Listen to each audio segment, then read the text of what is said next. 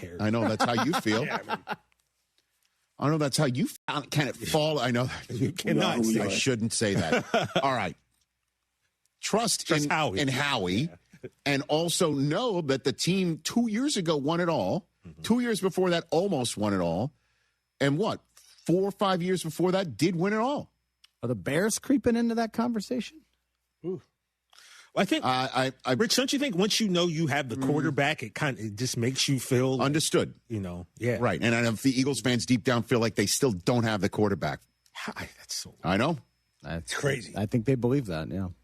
That wraps up this edition of the Rich Eisen Show. We'll set up the rest of the week for you best we can when we come back on TV. Do you owe $10,000 or more in credit card debt or personal loans? With credit card debt at all-time highs, Debt Relief Advocates is urgently notifying consumers of debt relief now being made available designed to aid consumers with out-of-control credit card debt. Those who qualify and enroll for this relief program may only have to pay back a fraction of what they owe.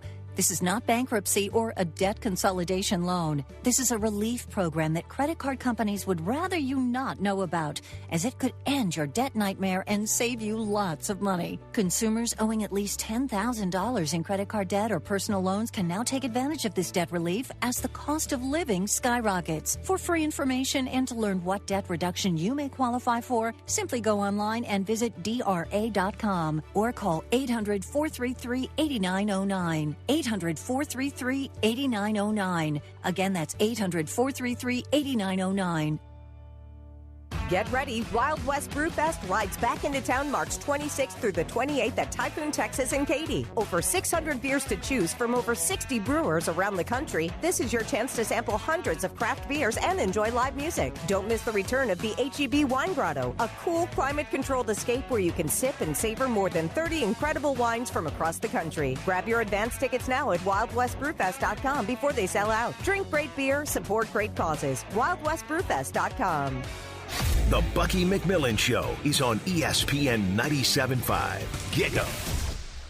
East River 9 is excited to announce the opening of Birdie's Ice House by the Rustic Group. Step off the course and enjoy house-made burgers, tacos, ice-cold beer, and handcrafted cocktails. Whether you've just finished a round of golf, a pickleball match, or you're meeting friends, Birdie's is the perfect spot to relax, celebrate, and enjoy the best view of the Houston skyline in the city. So grab a bite at Birdie's today. Book your tee time, reserve a pickleball court, or explore corporate memberships at eastriver9.com. Oh, and that's a hard foul. Let's listen for the call on the floor. The taxpayer owes back taxes. Penalties and interest are assessed and wage garnishments to begin immediately. The IRS never misses that call. I wonder if they will challenge it. The call is under review. Priority Tax Relief has been called in for a review. Priority is the best in the business at negotiating your tax debt and has even eliminated the debt for some clients. Priority Tax Relief is saving their clients millions of dollars every month. After a careful review from Priority Tax Relief, the debt has been eliminated. No foul on the play. Whoa! That completely changes the game, folks. If you owe more than $5,000, call Priority Tax Relief, and in minutes they'll review your case for free with a direct line to the IRS to see if you qualify for life-changing relief. No more worrying about wage garnishments or frozen bank accounts. Call Priority Tax Relief today at 800-584-7531. That's 800-584-7531. We make your tax relief our priority. Call now. Priority Tax Relief. Jeremy Branham here. You've heard me talk about Pro Dunk Hoops and their drill-powered lightning adjust system that lets you raise and lower your goal in seconds. It's 10 times faster with zero effort. Right now, with your new Pro Dunk basketball goal, you can get the lightning adjust system for free. That's a $249 savings. But you have to call. You won't find this offer on the website, so call Pro Dunk at 281-351-9822 and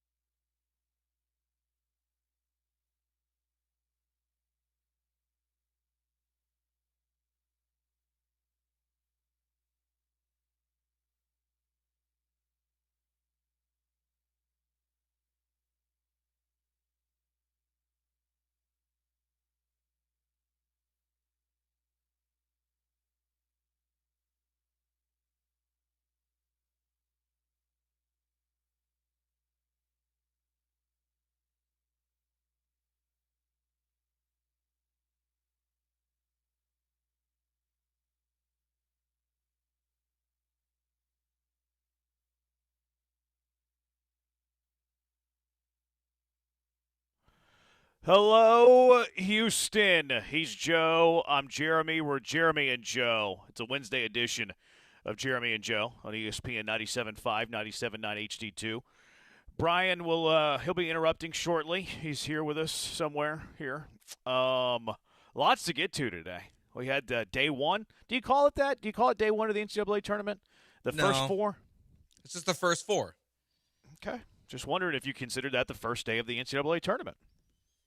I mean, it was a good – no, it's not. It's just So the first four. day is not until tomorrow? Yeah, first day is tomorrow. Okay. All right. So I guess that wasn't real basketball yesterday. It was we'll real talk about basketball. that a little bit later. Let's just talk about the tournament. The first four. All right. It's up for interpretation. I think it's all relative, right? Depends on what you make of it. Yeah, that's true.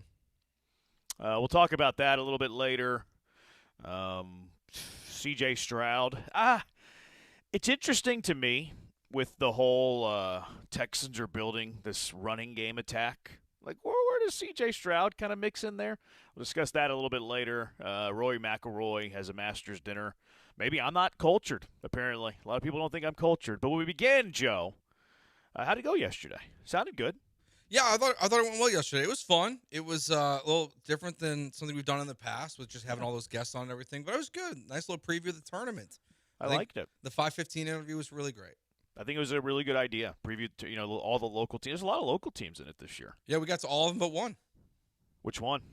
TCU. What happened? Just didn't get a response. Oh, really? Yeah, ran out of time to book it, so I just didn't get a response. Kind of was like got ghosted entirely? Yeah, I didn't get nothing. Really? Yeah, I got no response. I even threw your name in there, Jeremy. He said whenever I asked him if we could reach out, he said anything for you. Maybe it's because I have the Chicago number still. Maybe, or I could have typed the number wrong too. That's always possible. Yeah. Or he just maybe he was just BSing me. Maybe he was just bluffing me. That's always possible as well. There's always a 10% chance someone's bluffing. I learned that from Dan Harrington. So there is that. From Dan Harrington? Yeah. You don't know who Dan Harrington is? I feel like I should now. He's a poker player, Joe. Oh, Dan Harrington went to back-to-back final tables, like in the popularity of I think his second one was with Moneymaker, maybe. Okay. Yeah, you don't know who Dan Harrington is? I remember Moneymaker. I don't remember Dan Harrington. I don't know why. Yeah, he was the guy who wore like the ugly Red Sox hat all the time. Oh, the okay. Green one. No, I do remember him now. Looking at him, He was my favorite. I read all his books back in the day. That is a really ugly Red Sox hat. Did you know that his cousin's Patrick Harrington, the golfer? No, I did not know that. Yeah, they look nothing like each other. I don't know how they're related, but they're related. Anyway, Stan Harrington talked 2 minutes into the program. WBC yesterday. It ended. It's over. There's a lot of controversy like, oh, D-Row, why didn't you put in Mason Miller in a tie game? Oh, how come these pitchers aren't pitching with all their might? Oh, we should move this to the All-Star break. I guess first to the game, Venezuela, Joe, is the best baseball country on planet Earth. Venezuela, it's now their pastime. It's the Venezuela pastime now. It is. Game of baseball. Congratulations to them. They pitched really well in that game. It was a lot of fun. I enjoyed all the World Baseball Classic. I don't get why people are complaining today. I know Team USA lost, and like you said, certain guys didn't pitch their full arsenal and all that stuff, but Venezuela, they deserved it. They got the W. Yeah. They got the W. Did you watch the whole thing from start to finish? No. Same. No, I didn't watch the whole thing from start to finish. I was busy. Went to practice yesterday. I had things to do, Joe. Didn't watch the whole thing. I'll be honest with you. I'm not going to lie to you. No, that's fine. To our. You know why I won't lie to our listeners? It's not because I have morals and ethics. It's because our junkies are so sophisticated to know when you're lying. Junkie? So I'm not gonna fool their intelligence. Like, it's not gonna work anyways. So that'd be disrespectful. No, I agree. We have to be honest with them. They're honest with us about how much they dislike us and how much they love us at times. So we have to be honest with them, too.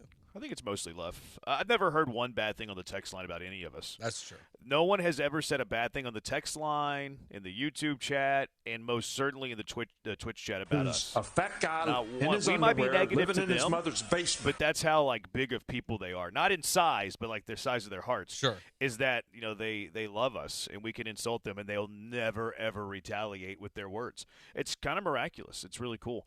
But all right, Venezuela, champions of the baseball world. They're the epicenter of baseball right there in Venezuela. Wilyer Abreu should be a Houston Astro. We'll get to that in a second. What do you think, like, the future of the WBC? Like, would you change anything here? Because I heard a lot of spicy takes today. I would need a commitment from the players before I waste my time changing it. That's my biggest thing. Like, yeah, you can move it to the middle of the regular season, but does it really change anything?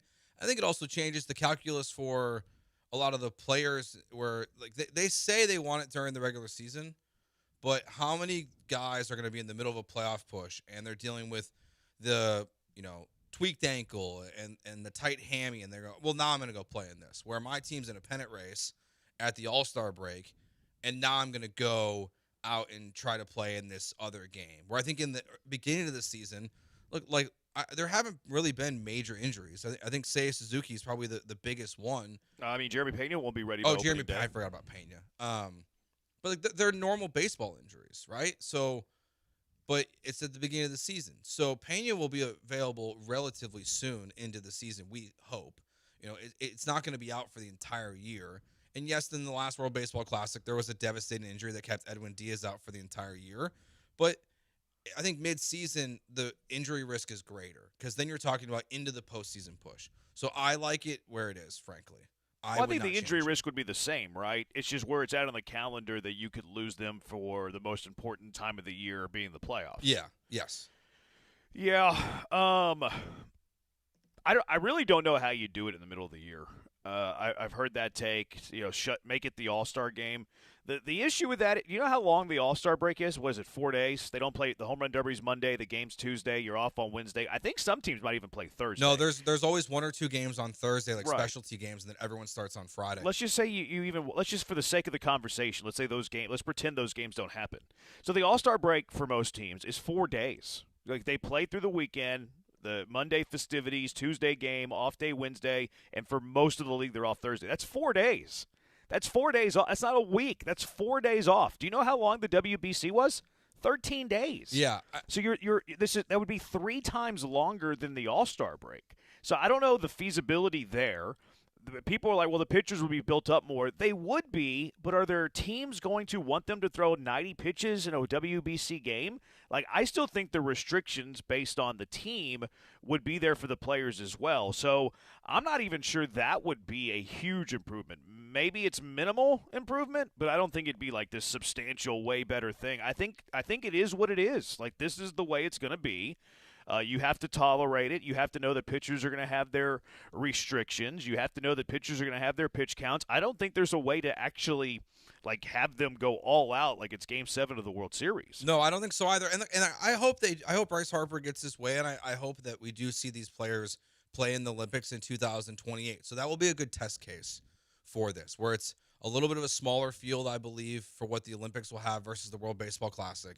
You can take a 2-week break or whatever that ends up being, and then you go from there. And that can be the tester of just if this works or not. But I also enjoy having it before the season and the fact that I'm ready for real baseball now. Like I think this was a good start to the year of just like, hey, this is fun. This is good competitive baseball. We are seeing pitchers and hitters play at close to their peak performance, and maybe Skeens isn't throwing 90 pitches, but he's throwing 50 plus, and he looks excellent doing it. So I am very happy with the way this was. I don't feel the need to have a bunch of change. Now, again, if the Olympic goes off and it's fun and everyone plays and they go all out, then I'm open to it. But it's also not, that's whatever. Then 2 years you're doing Olympics and World Baseball Classic. Can you pause a baseball season every 2 years?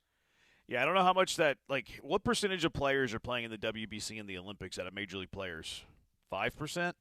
Maybe 10%? Yeah, it's a small percentage. So for 90% of the league, you're going to shut down for 2 weeks? No, they do that. They did that for hockey this year. Hockey is not baseball. Hockey's not baseball. In hockey, you don't play every day. Baseball, you play 162 games. How long is the NHL season? Isn't it 82? Isn't it the same as the NBA? Yeah. Yeah. So you're playing once every other day, once every 3 days. So when you shut it down for 2 weeks, it's not as many games to try to recoup. Where in baseball, you play every day. So I don't know. I don't know how it's feasible. I think that if the players really want it, if they really want it to be in the middle of the year and they really want to be in the Olympics, I think you have to win the negotiations in the CBA. Like, I don't think this is something that you're winning the negotiations out of the, CBA boardroom, for a lack of a better way to put that. Like, I don't think that they're going to, here we go, here's an amendment to the Olympics. Like, the owners are going to agree to that? The owners are going to give away all their gates and all their revenue? Like, I have a tough time believing that. So if it really is in the interest of the player, and the player really, really wants it, then it needs to be in the CBA. And I think that the only trade-off is probably a salary cap. And I don't think the players are going to want to do that. So I think this is a lot of bickering about nothing. And it can't be a priority for the lockout. Like you can't be focusing on, well, we want the Olympics, and they go, oh, well, then we want a salary cap. Like the players have to reject that immediately and say, okay, then we're fine not playing. You can't have any conversation. It can't be a part of the CBA. It can be a last line that everyone agrees to. And to me, it's more of how do you get the 162 in and keep the owners happy in some of the colder markets with taking a mid-season break. Like that to me would be where, the Twins and the Yankees and the Mets and the teams in the Midwest would be saying, well, that's going to hurt us if we have to start playing in the first week of March or playing the World Series deep into November. So it's give and take, but for what this was, I enjoy it. So personally, I'm perfectly content with leaving it just as. Yeah, I think it is the way that it is. Now, if you did move to the midseason and they can agree to terms, like I'd be a fan of that. I just think it's very difficult logistically. I hope I'm wrong on that. Very, very cool for Omar Lopez that he won. Yeah, it came at the expense of the Americans. Although I started to get a little sick of the Americans, if I'm being honest with you. Maybe this is me being Benedict Branham, but like D-Row being a terrible manager and Cal Raleigh, the big dumper, like I'm not gonna fist pump my own teammate because I'm a hard-o baseball guy. He can't even beat out Will Smith, who slapped Chris Rock across the face. So like, I started to get a little sick of the Americans, these little pretentious Americans, that everything is beneath us, and we can't dap up the Mexicans in Randy Arozarena because we're locked in. So, like, I got a little sick of the Americans. I got a little sick of the Americans by the end of this whole WBC thing. But it was a cool moment for Omar Lopez, localizing it to the city of Houston. Now, me being the engagement farmer that I am, my mind immediately went to, I wonder if you gave the city of Houston or Astro fans the choice today with what we know. And look, there is prisoner of the moment in this. Like if Omar Lopez didn't win the WBC yesterday, would he be as popular today than if they got ousted in the quarters? Probably not. But remember when they hired Joe Espada, Omar Lopez was also a candidate. Omar Lopez also interviewed to be the skipper of the Houston Astros. Eventually went to Joe Espada. Omar Lopez took the bench coach job. Great. That's fantastic. But if you had your druthers, and I was asking, look, hindsight 2020, you can pick from this moment forward, 713-780-ESPN, you can pick from this moment forward who would you rather be the manager of the Houston Astros. We've seen 2 years of Espada. We've seen Lopez as his right-hand man and the manager of Venezuela who won the WBC yesterday. If you could pick which of the two you'd want to manage this year and let's say the next foreseeable future, whatever that is, 3, 5, 7, whatever. It's up to interpretation for you. Would you rather have Omar Lopez or Joe Espada manage the Astros? Actually, let's tease this. 713-780-ESPN. Lopez or Joe? Sleepy Joe. Also, something that happened yesterday. Wilyer Abreu hit a home run in this game yesterday. I love Wilyer Abreu. He was kind of in some rumors coming back to Houston for the whole Isaac Paredes. That never materialized. But I saw this yesterday around the internet from several places. I cannot stand the idea that every move a GM makes in a year they won the title is immune from criticism. So we'll talk about that on the other side as well. We'll talk about not day one of the NCAA tournament yesterday, although it was a good game. The Texans' running attack plan. What does that mean for C.J. Stroud? 713-780-ESPN, the HRP listener line. You can follow along the Twitch. They're gentlemen and scholars in the Twitch. Twitch.tv/ESPN975. On YouTube at ESPN Houston. TikTok, ESPN975. Twitter as well at ESPN975. Joe's at Joe George Radio. I'm at Jeremy Branham. Brian is at Sacked by BMAC. WBC chatter. Jeremy and Joe, ESPN 97.5, 97.9 HD2. NCAA March Madness is coming to Houston. Attendance encourage, passion mandatory. Get your tickets now at ncaa.com/MBB tickets.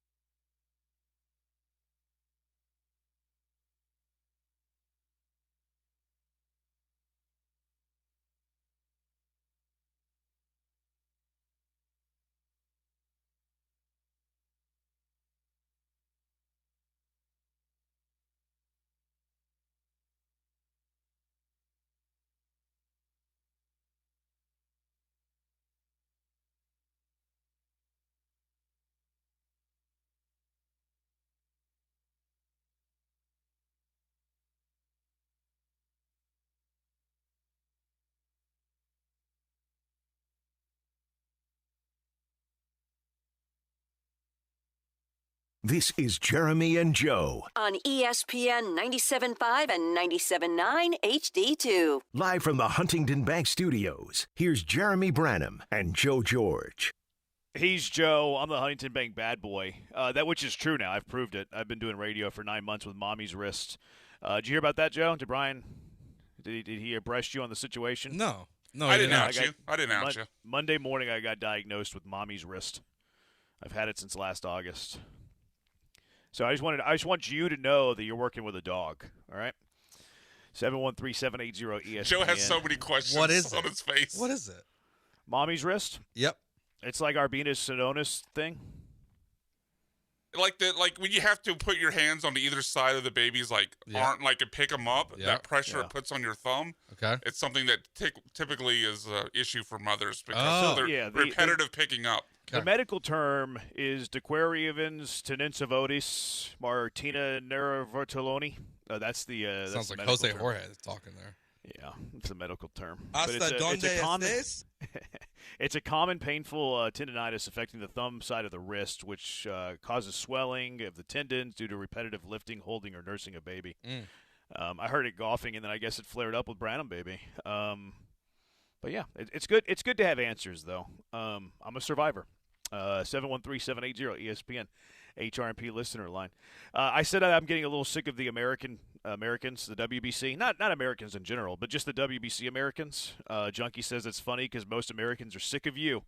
Okay, great comeback, hilarious comeback. I gotta applaud you for the creativity of that comeback. It's funny. I'm sick of America. Oh yeah, Branham. Well, Americans are sick of you. Great comeback, my guy. That's fantastic. Dynamite drop in money. It's just so good how that insult is top notch. Like you have your middle shelf, you have your lower shelf. That was top shelf comedy there. Junkie. It reminded me of Seinfeld when Costanza's like, well, the jerk store called and they're running out of you. Well, the jerk store called. How did you have that? They're running out of you.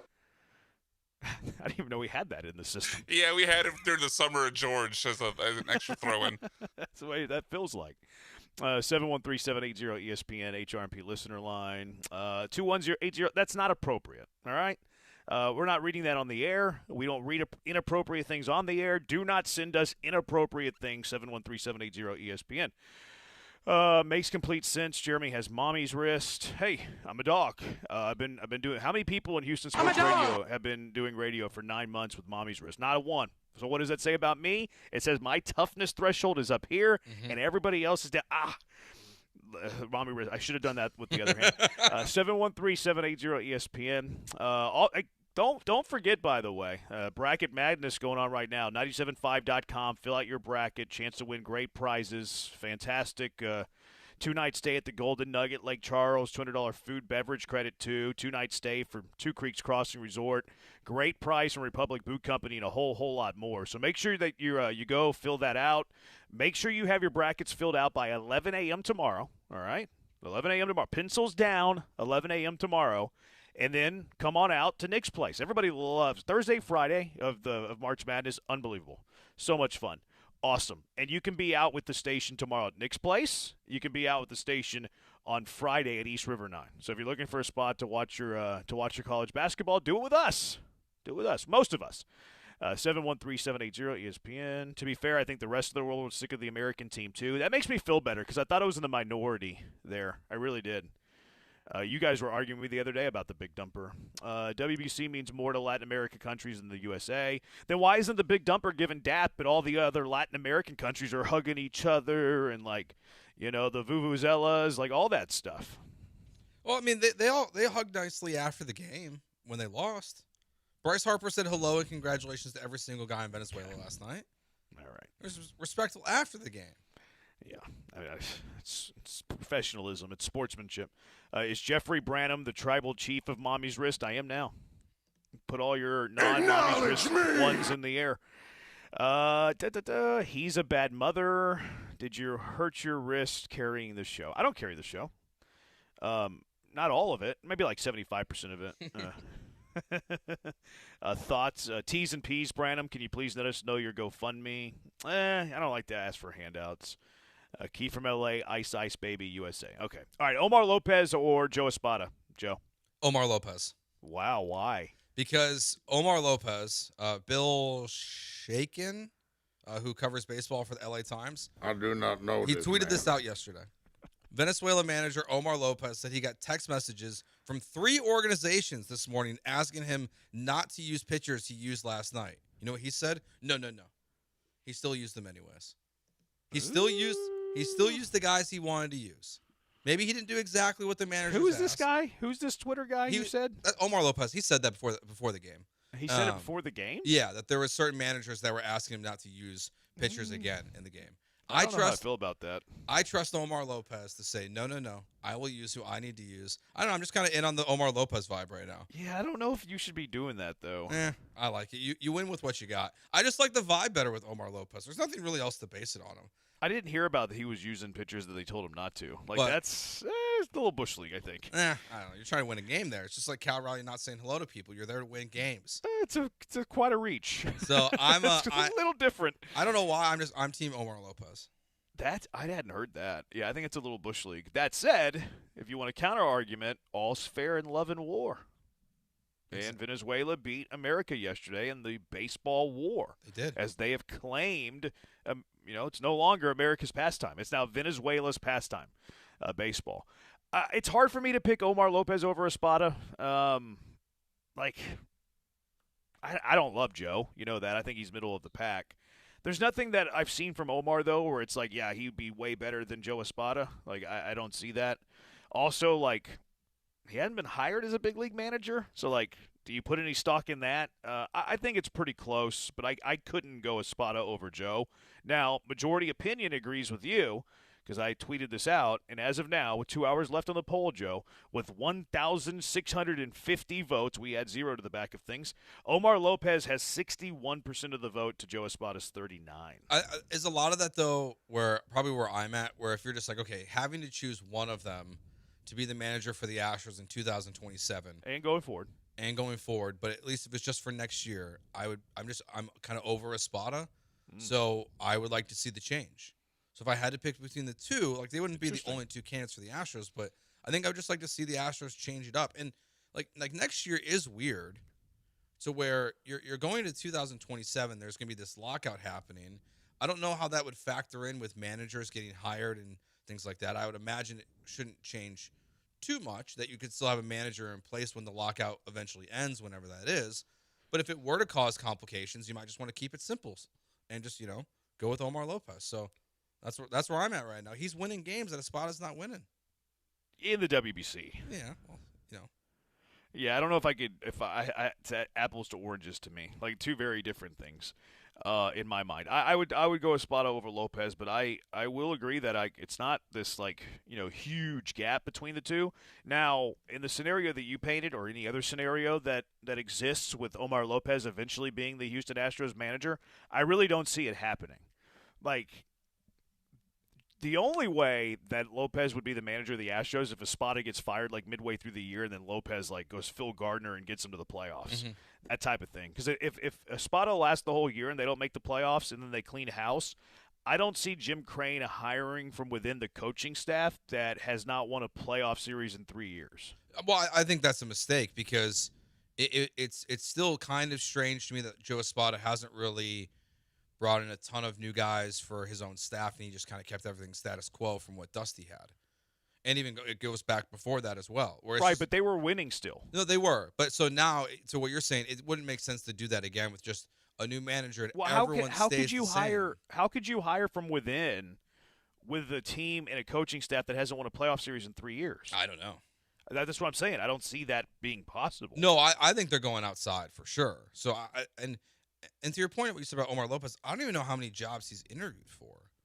Or like, at least we knew with the Espada, like there was like Royals conversations that were happening. I think the Tigers before they hired the Marlins AJ Hinch, too. the Marlins, Maybe the Mets. Yeah, so like there is literally White Sox, been, I think too. Yeah, so I don't think Omar Lopez has been even interviewing for other jobs. So when it comes time, it won't be either of them.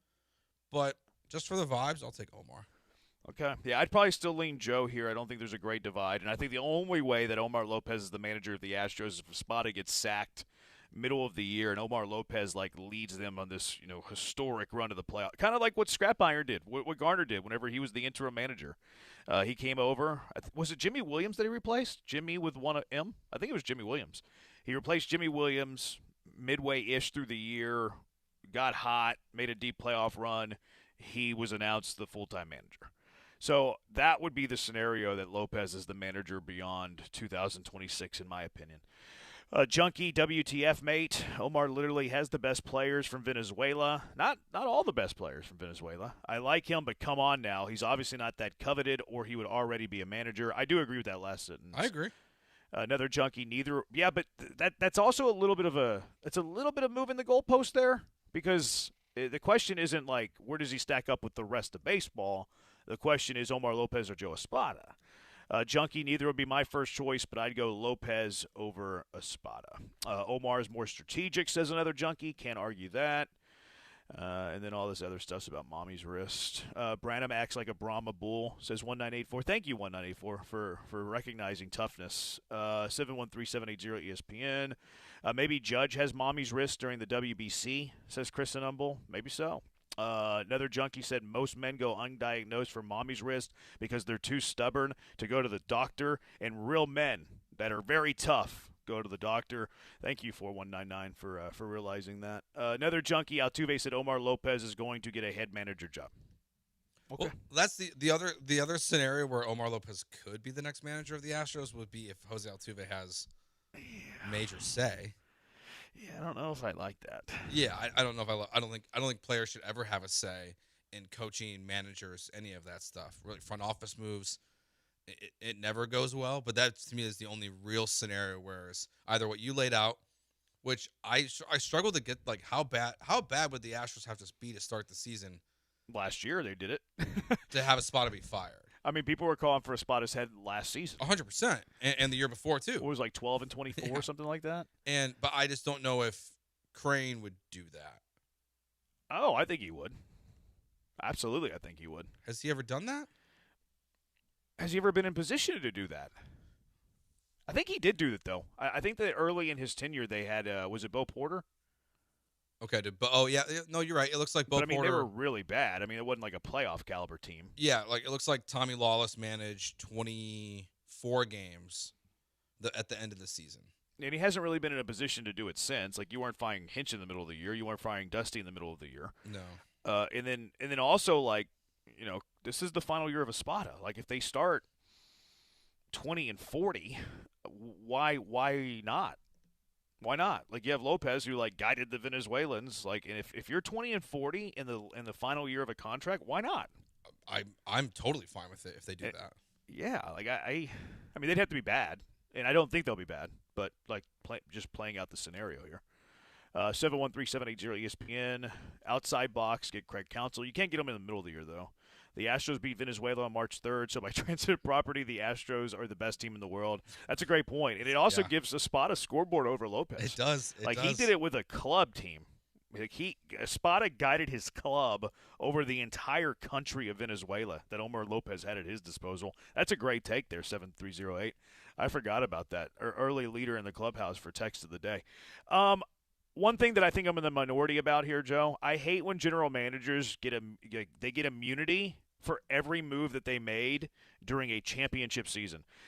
You could have traded Barry Bonds at his prime, and if you win the World Series that year, it's oh, that's no big deal. You won the World Series. If the Red Sox would have won the World Series the year that they sold Babe Ruth, they didn't because of the curse of the Bambino. But if they did, there's certain theories and people out there well, that's no big deal because they won the World Series and parades over prospects and all this stuff. It's great that you win the World Series, obviously, and that's the most important thing you can do. But I can't stand the thought of every single general manager and every single move that they made during a championship season is immune from criticism. That is not the case. That is not living in reality. And you saw that a lot yesterday with the Wilyer Abreu thing. Hit a home run, and people are oh, well, you can't say he's the one that got away because the Astros still won a World Series title. No, that was a bad trade. And you're allowed to say that's a bad trade even though they won the title. 100%. Right? 100% agree. So let's just make that clear. Yeah, I totally agree with you. You can't ignore the small things. You could have got another catcher that year that wouldn't have cost you a Bray, I would imagine. Yeah, you could have. Well, there was actually a trade that happened, or at least was on the cusp of happening. That was the same year that the Astros traded Jose Urquidy for Contreras, and Dusty said, nah. Nah. Which, who knows? Maybe Contreras comes in and is a clubhouse cancer, and they don't even get to the World Series. Hey, it's like, that's possible. It's hard to play out the alternate reality. I don't know. He's the World Baseball Classic champion. There you go. So he's got the makeup of a champion. And then, look, like Vasquez was instrumental. I get all of that, but it's not like Vasquez didn't even start every game. He started fewer games than Maldonado, so he was a backup catcher. Yes, he got some starts, and I understand he had a critical hit there, here and there.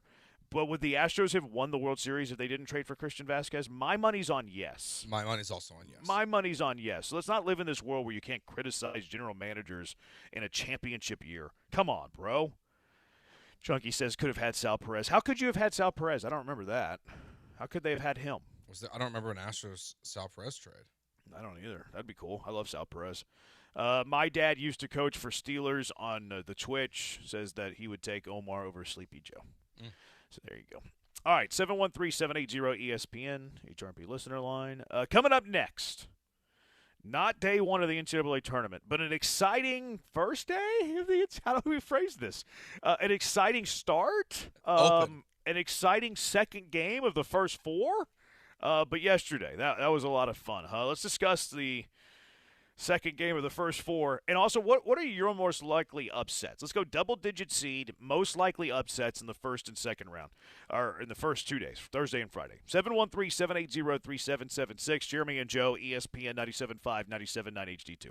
Since 1976, D&M Leasing has been in business, and they opened their doors with one mission: making a vehicle easier, smarter, and more affordable than buying it the old-fashioned way. 50 years later, that mission has not changed, but the reason that people come to D&M has only grown. People are tired of negative equity, tired of wasting weekends at dealerships, and tired of paying too much for too little. When you go through D&M Leasing, they will bring you that new leased vehicle right to you. If you're at lunch, at the office, or to your home as well, and they'll take your trade-in as well, so you don't have to go to that dealership anymore. And if you're not going to be working with a rookie either, you're going to be working with someone who on average has been there for 10 years. So they know how to save you money, how to protect you from depreciation, and design a lease around your life. So if your payments are too high, you're stuck in negative equity, or you just want that smarter way to upgrade, call D&M at 713-290-1000 or visit dmautoloosing.com today and tell them that Joe George sent you by.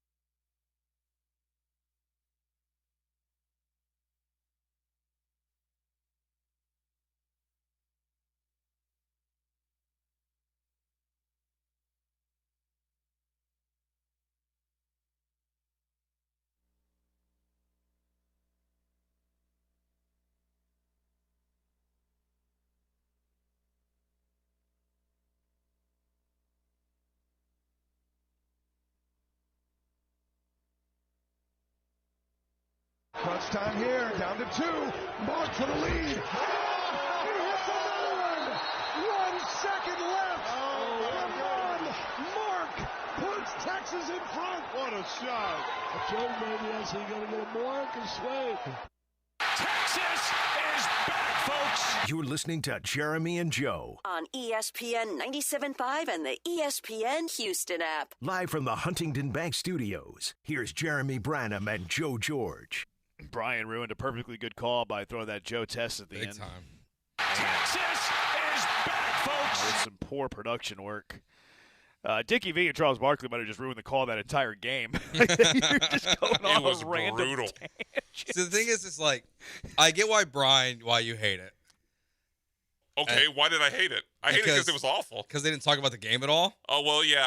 I did have the thought, I was like, this is more like a podcast than it is a call of the game. So, I kind of enjoyed it. I was like, this is fun. It's different. Yeah. Different isn't always good, though, Joe. I was fine with it. It's one game. I can tolerate it. It's one game and not even day one of the NCAA tournament. Yeah. One day in the first 4 is fine. One of, that was a great shot by Tremont Mark, Dickinson's finest.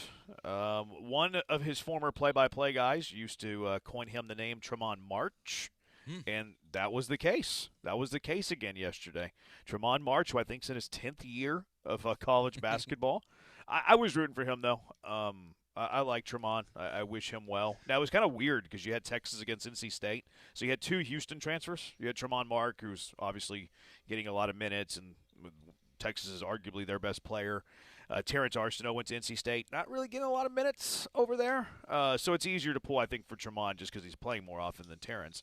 But a big shot. Big shot lifts Texas to what's going to be a very interesting game. The BYU, Texas, like that's got some sizzle to a 6-11 matchup. Yeah, considering they choked big time. Texas? Yeah. Yeah, they had no business winning that game. Can it be a choke whenever you win the game? I mean, they were short. I can't remember. No, they didn't trail because NC State missed the front end of the free throw. So how is it a choke? I mean, they were up 9 with 2 minutes to go and had to hit a pretty crazy buzzer beater. Are they playing on Thursday? They are. I don't think it's a choke. Collapse? Is collapse a better word? Nah, I still feel like that you have to lose the game in order for you to collapse. They were choking. No, I wouldn't even call it that. And they got Heimlicked and saved the day. Maybe they were collapsing. I don't know. Yeah. It's hard for me to call it a choke and a collapse when you survive in advance. It's the name of the game. They were pretty close to choking. I'll give you. I think you're right. They didn't fully choke, but my gosh. In the process of it, but never quite. Yeah. They kind of had a Rockets moment against the Lakers where it wasn't quite they've never seen a double team before, but it felt like every inbounds, they kept taking the inbounds into the corner, getting trapped, and then either turning the ball over or having to – they wasted 2 timeouts doing that, turned the ball over when it got slapped off of – I think it was Tremont Mark's leg. It was. But it was brutal. They still won, though. They did. But it was bad basketball there at the end. But they still won. And they bad basketball the whole game. Advance. Man, both teams shot under 40%. I mean, Texas, Tremont March hits a game winner, exciting victory in a first 4 matchup against a quality opponent, and all you guys you're griping and bickering about the fact that they won. Yeah, well, see, my thought process last night was really because Brian had told me during the show last night or yesterday that he was probably going to be watching on tape delay because he had Soccer Matters. And I was really sad because I wanted to start peppering the group chat as Texas was falling apart. But I knew there was a chance you weren't watching it live. No, yeah, I told you I wasn't watching it live. live. So I held back. Okay, thank you. But I really wanted to just be like, so how you doing, Brian? Like right before Mark took the shot. But, hey, they survived. They advanced. I won't be picking them against BYU, though. That's for sure. I don't know. I think they got a shot. I think they got a shot. BYU didn't have Richie Saunders right now, man. That's a huge loss. Don't undersell the importance of Richie Saunders. If they had anybody that could guard DeBonsa, then I'd give them a shot. But their defense is awful. They shot under 40%. I don't think they upset BYU. What's the spread? Is the spread out on that game yet? I haven't seen it yet, but I'm sure it's out. Let's see. I'm slow, maybe. It's a little slow here. You know who I really like on Texas though? It's 2.5 BYU. I like the Kendall Weaver kid. Yeah, I don't like his hairline, but he plays amazing. Is that something you look for in your basketball players? I don't look for it, but it's hard not to notice his hairline. It's hard. It's like kind of the first thing you see. That's not the first thing I see with him. Is it what was it? 12 rebounds he had at God, he can't even be 6 feet tall. He looks so small on the court. 6'3". He's super fast, look like and super bouncy. I mean, you don't know anything about your team, so I wouldn't make you the beacon of truth when it comes to the Texas Longhorns. Texas Roadhouse University, maybe. Eye test, man. I don't know. Like he would look at him out on the court. What do you mean he looks eye tight. test? You've seen him on TV 3 times. No, I've seen him eye test. I've seen him on the court more than 3 times. You've seen him in person, so you have an idea of where he stacks up. No, I'm just looking at him versus the other guys on the court. He looks tiny. Well, 6'3" ain't big. Yeah, but it's also college 6'3". Like, is he actually 6'3"? I doubt it. 2.5 points is nothing, though, Joe. That's no, nothing. it's not. No, it's not. It's only 2.5. Wow. Yeah, I thought it was gonna be a little bit bigger than that. That's not. I figured it'd be a pretty low gap. You know, BYU's had some injuries. Texas is capable. I agree with Brian about the defense thing, though. Like, the thing, though, I mean, BYU outside of DeBonsa and Rob Wright doesn't really have anything that you can go to for points. So it's gonna be a fun game. Yeah, it's an interesting game for me. It feels like for all of BYU's hope, it's just how far can DeBonsa take them in the tournament, and that starts tomorrow's game. But which he can. Like, yeah, he can absolutely. I've got him making a big run. Do you really? Yeah. How far? Losing to Arizona in the Elite Eight. You have him in the Elite Eight? Yeah. What is your path to get him there? You want me to pull it up right now? Yeah, I want to know why you have BYU all the way to the Elite Eight. I think I had them losing to Zaga. So they'd have to beat Bama, right? They'd have to beat Texas, then Bama? Is that correct? I think Bama's on the other side of the bracket, right? Oh, are they? Okay. Yeah, Bama's the 4, so they match up on the top half of the bracket. Okay, so I've got BYU beating Texas, Gonzaga, Mizzou. Oh, so you have Mizzou as the 7 seed beating the 2 seed? It's 10 seed. Right. But then who do you have beating the 2 seed? The 2 seed. Mizzou. Missouri's not a 2 seed? No, Mizzou's a 10 seed. But who do you – so you have Missouri beating the 2 seed. Yeah, I see what you're saying. I see what you're saying. I don't believe in Purdue ever. So I pick against them as early as I can in every bracket. Oh, wow. It's a philosophy of mine. I think I had Gonzaga beating Purdue in that one. I have Gonzaga playing Arizona in the Elite Eight. I could see BYU losing to Texas, but I could also see them beating Gonzaga. Like, that's their range to me. But I'm with you, though. Like, I don't love anybody in that bottom quadrant. Miami, Missouri, Purdue, Queens. Like, I think the winner of BYU, Gonzaga, Texas, like whoever it is, like whoever comes out of that quadrant, Zaga, BYU, Texas, I think will advance to the Elite Eight. Yeah, I've only watched with you on that. One Gonzaga game this year. It was when they got smoked by St. Mary's. Man. They're pretty tough. It's just it was the one game they got rocked by St. Mary's, and I can't get over it now. St. Mary's is very good. I know they are, but the Gales are very good. They are. It's a good big basketball matchup in team. the second round. You can listen to the Gales tomorrow against the fighting Texas Aggies right here on ESPN 97.5. Pregame beginning at 6. Come on, Aggies. You couldn't get a 4 o'clock game? What's wrong with you? We still would have been on the air. Oh, really? Yeah, we were going to do a stream only. So. What? Yep. What is that? Junkie says Texas T-shirt fan didn't want the team he roots for to win. Right? They're also blasting Brian for talking about Kendall Weaver's hairline. Like, come on, man. Brian, I didn't want Texas to win. About a hairline. Yeah, it's weird. The one thing I could talk about is hairline. I can't talk about anybody being out of shape, clearly, but I could talk about a hairline. I have plenty of hair. Did you watch any? That's what everybody wants to know. Everybody's dying to know how much hair you have. On top of my head. Did you watch any of the Howard UMBC game? I did not. I was watching the highlights of it. It looked like it was a great game. Did you watch it? It was pretty jejune. But I like the UMBC Twitter account. They're always funny. So I'm a little sad that they're out. Found it boring? A little bit, yeah.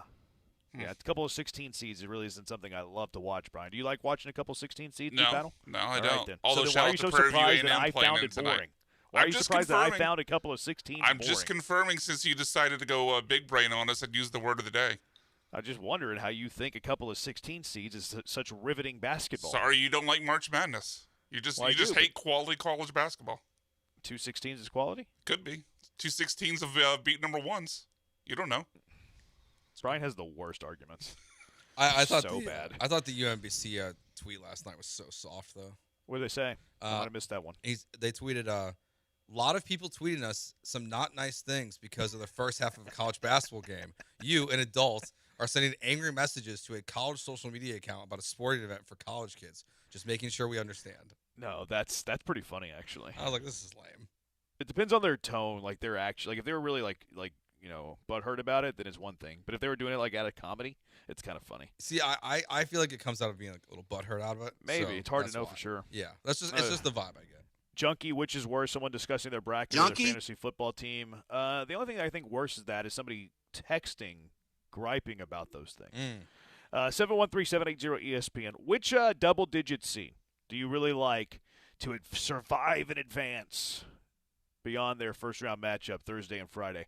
713-780-3776. Jeremy and Joe, ESPN 97.5 and 97.9 HD2. You know what I like? I like human resources and payroll. Who doesn't?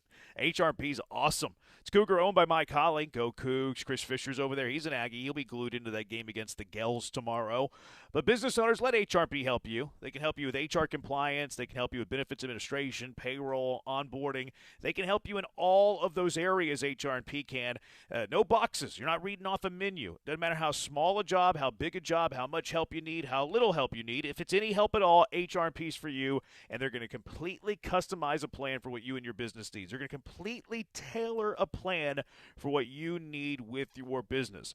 They're always a great ally to have in your corner, too. They stay on top of all the trends in the business world. It's tax season here pretty soon as well. You're going to wish you had HRP in your life during tax season, but they're always on the top of their game, top shelf help for you and your business. They do it in a way that's unique. The technology they use, fantastic, cutting edge. It is the best, but their customer service is what you're really going to fall in love with. Guaranteed fulfillment. You'll always talk to someone that's familiar with you, familiar with your company. You're not talking to some stranger. You're talking to someone who has an intimate relationship with you.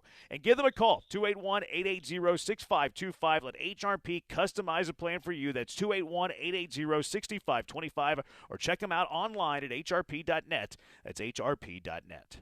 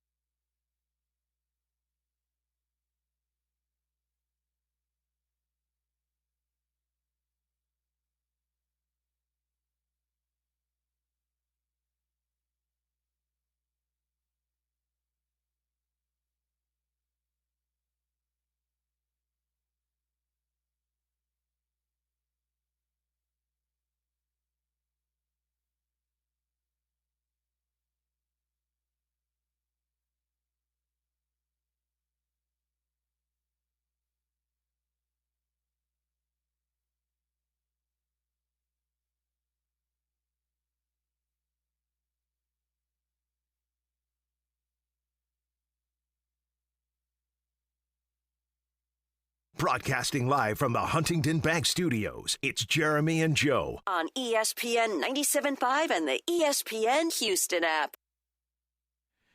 He's Joe. I'm Jeremy. Brian's catching some strays. Well, not so much strays. He's catching heat. Rare Candy. Why do they allow Brian to talk? show is fine with Joe and Jeremy. He didn't say good. He says fine. We don't need nasally Brian. Push the button, go to break. Another junkie on the text line. If Brian was my lawyer for a minor traffic infraction, I would just go ahead and prepare to spend the next 20 years in jail. I'm saying you're a bad arguer. That's it, Brian. That made me laugh.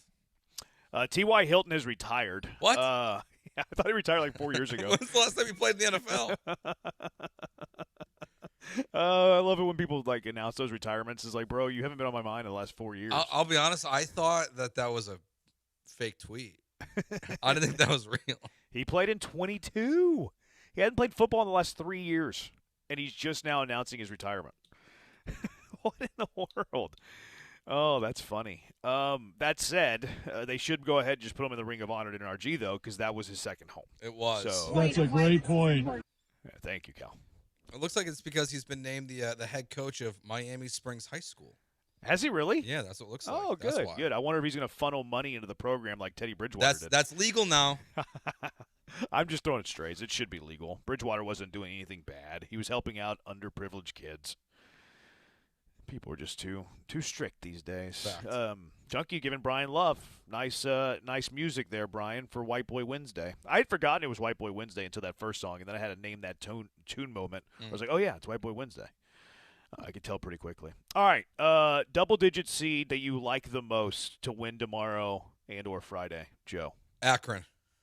Okay. That's the team I'm going with. So you're picking on Texas Tech. Is there any reason as to why? Well, I was thinking before the tournament that I was going to go with Akron. I wanted to have 1-12 seed for sure locked in. Oh, yeah, you reverse engineer your bracket. Yeah, I forgot. sometimes, yeah. So I wanted to pick one. They're missing JT Toppin. It's big. And then Jeff Haxton joined us yesterday. Oh. And it really locked in my feelings about picking Akron. What was he saying? He does not feel good. Really? You could tell? He verbatim, I don't feel good. Wow. His tone the entire interview was very defeatist. Yes. Hax is the best. Yeah, so I was like, yep, Akron it is. I love Hax. Yeah, he was great. So him and Chris Level, they do a great job. They're fantastic. Yeah, so I'm all in on Akron over Texas Tech. Wow, the Zips, huh? Mm-hmm. Yeah, I actually kind of like that one too. It's mostly because they don't have Toppin. They don't have Toppin. They've lost 3 games in a row. They're limping into the NCAA tournament. Like, I can understand where Hax is coming from. That said, Christian Anderson is a dude, and Atwell is one of the best shooters in the entire country. Mm-hmm. So, like, if they win that game by 20, it wouldn't shock me. You know what I mean? Like, I'm totally hedging here. Like, I like that one too, but Tech could win by 20. I don't hate Hofstra over Bama. I got that one too. Mainly because we got guys going to jail for a pound of weed. So. Yeah. It's a lot of weed. So, I got 12-13 Akron Hofstra. Yeah, like I could see that happening a little bit. I can't quite pull the trigger on this one, but Herb Sindek and Santa Clara against Kentucky is one that catches my eye. We just talked about Texas BYU. Like, that wouldn't shock me. It wouldn't shock me at all. It's only a 2.5-point spread, like you mentioned. It sounds like you like Missouri too. Yeah, I got Mizzou. I got Missouri over Miami, and the other one I liked was UCF over UCLA. Really? I've watched UCLA a couple times this year. I haven't been like overly impressed in the games. When do you watch them? Like, do you watch them when they're playing home games or on the road?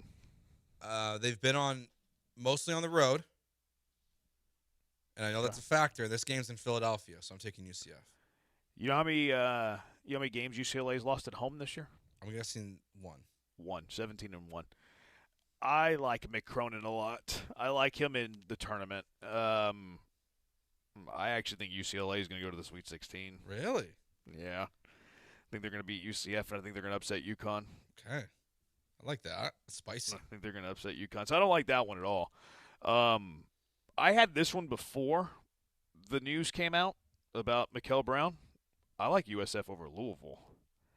And then Louisville's best player got announced that he's not going to play. So I feel even better about it today than I did even prior to that. And also, I wouldn't be shocked if USF goes to the Sweet 16.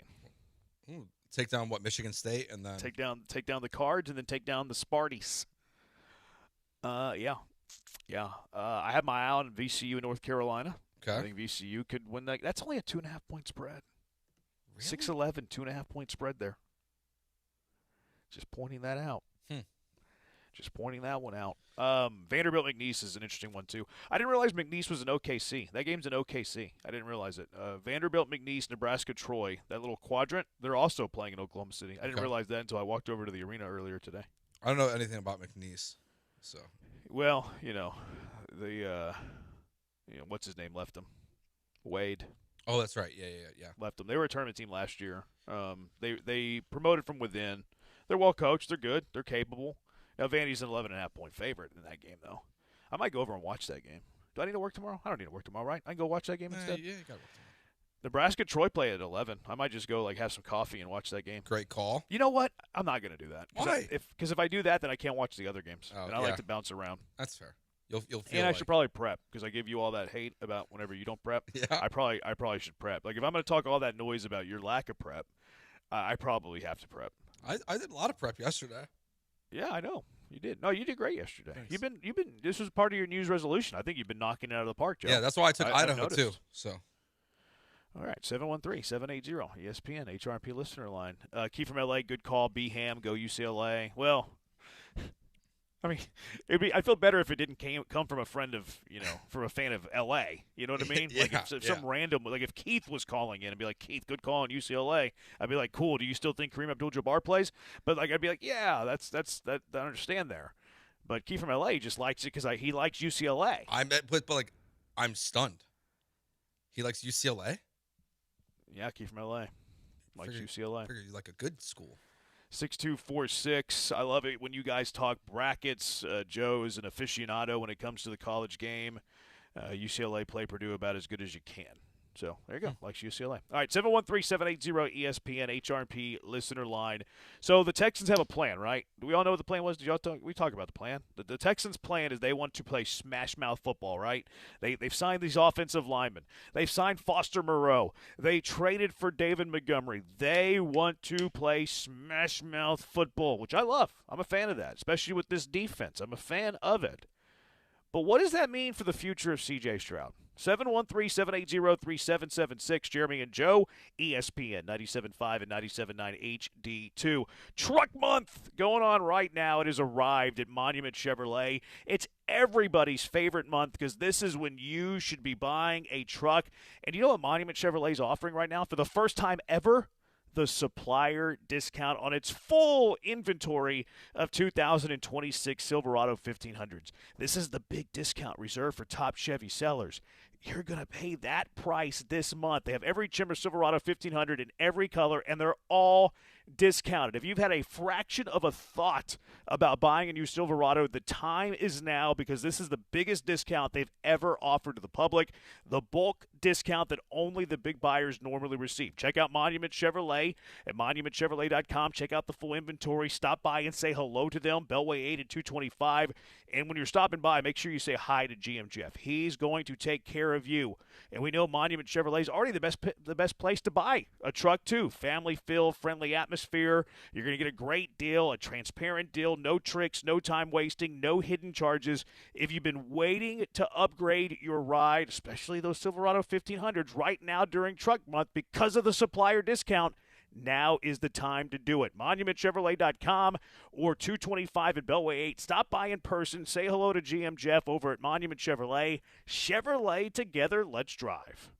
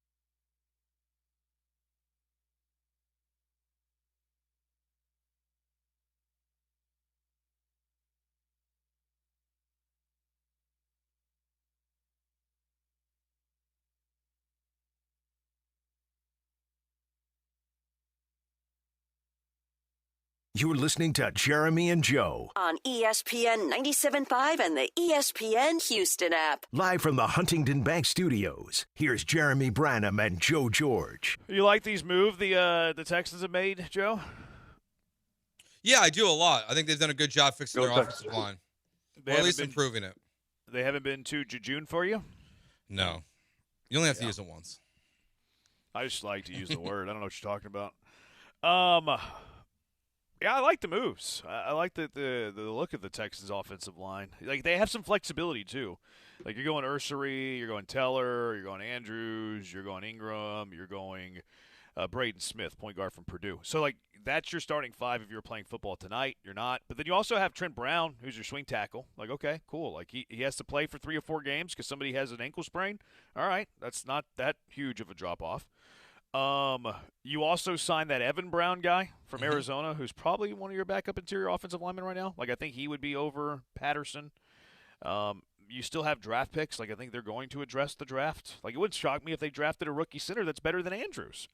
So I'm pretty excited with the makeup of the offensive line. I also think that Nick Caserio deserves credit because, like, he saved a good amount of money on Titus Howard and then just kind of signed his replacement and then signed, like, another starter with the money for Titus Howard. Oh, and also you added a 4th-round pick.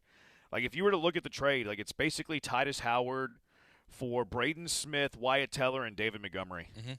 Awesome. No, like, that's shrewd. That's smart. Yeah, he did. I wasn't sure, but pre-Teller, I didn't love it.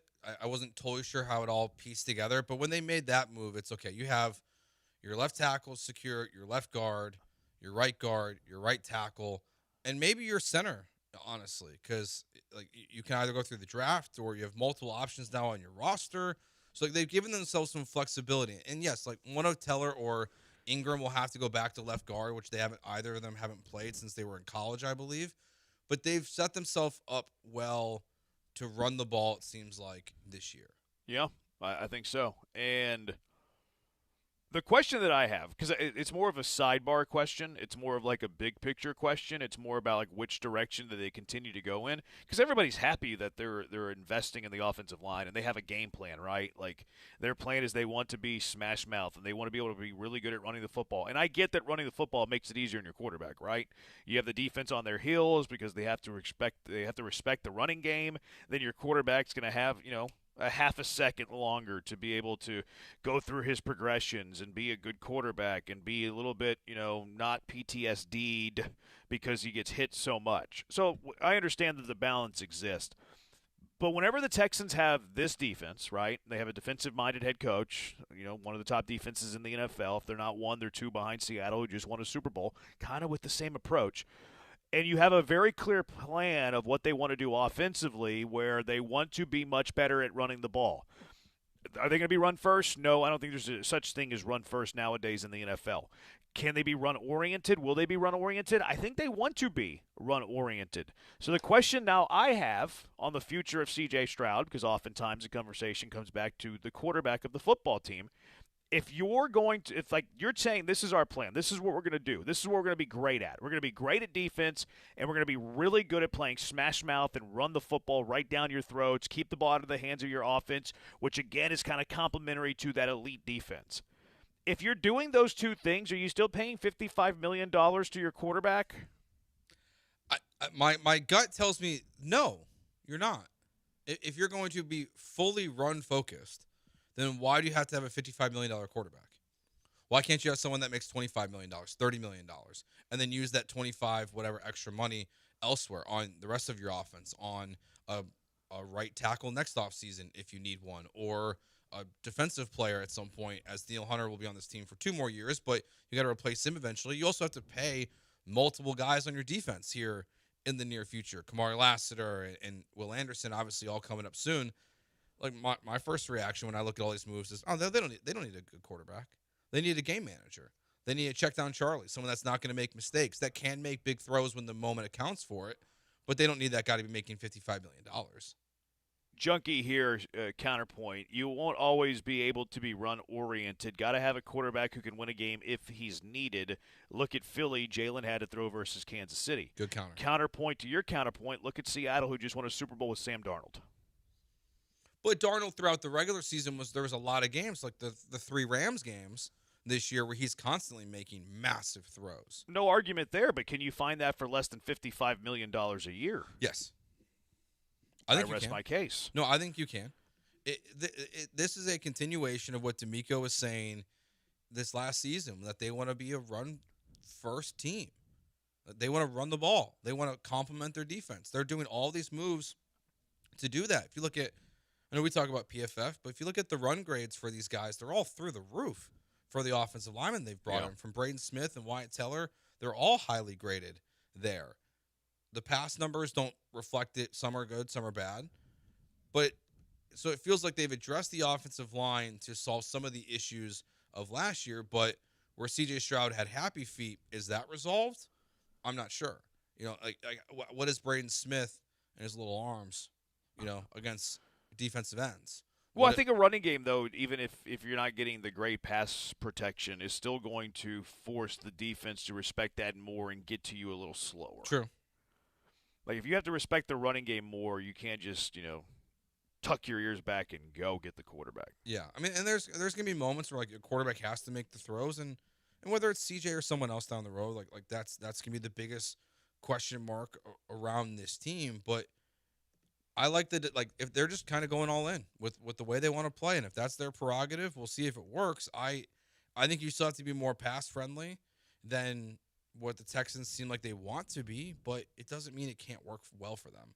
I would say, too, I've been on the – I don't want to sign Stroud to an extension yet. I pick up the 5th-year option, make him prove it. If he proves it to you, great. I don't think that you're going to cost yourself a ton of money. I'd rather pay $5 million too much getting new information that he's good than rush to a $55 million contract a year, and he's bad still. So that's why I'm willing to play it out with him. But I do think with this plan of we're going to run the football down your throat, it has changed my prediction on Nick Caserio re-signing C.J. Stroud. Because I've been kind of 50-50 predicting that he would do it. Because I think Caserio is a guy who likes to sign up players long term. He likes to draft players that and then if they're good, he thinks they're good, he's going to lock them up. That's been the case pretty much across the board. Players that he drafts that are good, wants to keep them here, he signs them as early as possible, which I think most of the time is the right thing to do because you're going to save money ultimately doing that, because the sooner you sign that player, the better, because then, the inflation of the NFL, contracts get higher and higher, they take up a bigger percentage of the cap. I think it's a prudent thing to do. So my prediction on Caserio re-signing Stroud has been 50-50. I think with the game plan that they've showed us through free agency with Montgomery, with the offensive line signings, that I'm actually more confident that Caserio is not going to extend Stroud this season than I was before. I went into the offseason thinking 50-50. I'm thinking now 65 35, no. He doesn't sign him to an extension this offseason. Yeah, I've never thought they were going to, personally. I think he just didn't play well enough to deserve it. And I think, too, what's interesting to me about Caserio and these contracts for both Anderson and Stroud is he continues to show that he values the shorter-term contract. But Will Anderson and C.J. Stroud are not going to want to sign that. And now Stingley did, so maybe they'll surprise us. But if they want long-term, specifically Stroud, I always felt like there was going to be a battle a little bit. Now, why don't you think he signs long-term? Because what would you define long-term for football? 5 years. You don't see many 5-year contracts in the NFL. For quarterbacks, you do. Quarterbacks, okay, but you're using examples of other players who are not quarterbacks. That confused me. Well, no, what is Sauce Gardner? I think he got a 5-year deal. I could be wrong, but I think a lot of these guys who wrap up with their rookie contracts get more than 3 years at least, and that's all. 4. Sauce was 4. Yeah, so could Will Anderson sign for 4? Could C.J. Stroud sign for 4? Maybe. I think they're going to want more than that personally. What did Nico sign for? Nico was 3 years. Okay, Stingley was 3. What was Petrie? 3. Huh. 3's kind of is Caserio's cap. It seems like. But I never thought they were going to sign Stroud, and this. So I'm with you more now. That it just reaffirms that he's just going to get his 5th-year option picked up this offseason. Yeah, I think so too. Rocky, I think this offense will be really good with a running quarterback, i.e. Talon Green or Cade Klubnik. it's just hard to think that those guys are going to make it in the NFL. You know what I mean? Do you think Nick observed Miami and Arizona and learned not to kill your cap percentage for a mediocre quarterback? I don't think that Nick needed that learning lesson. I think Nick already knew that. Maybe I'm giving Nick Caserio too much credit here.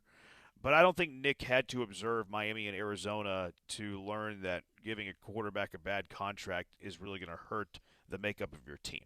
I think he's smarter than that. Now, does it reaffirm it? Absolutely, it reaffirms it. It's going to be.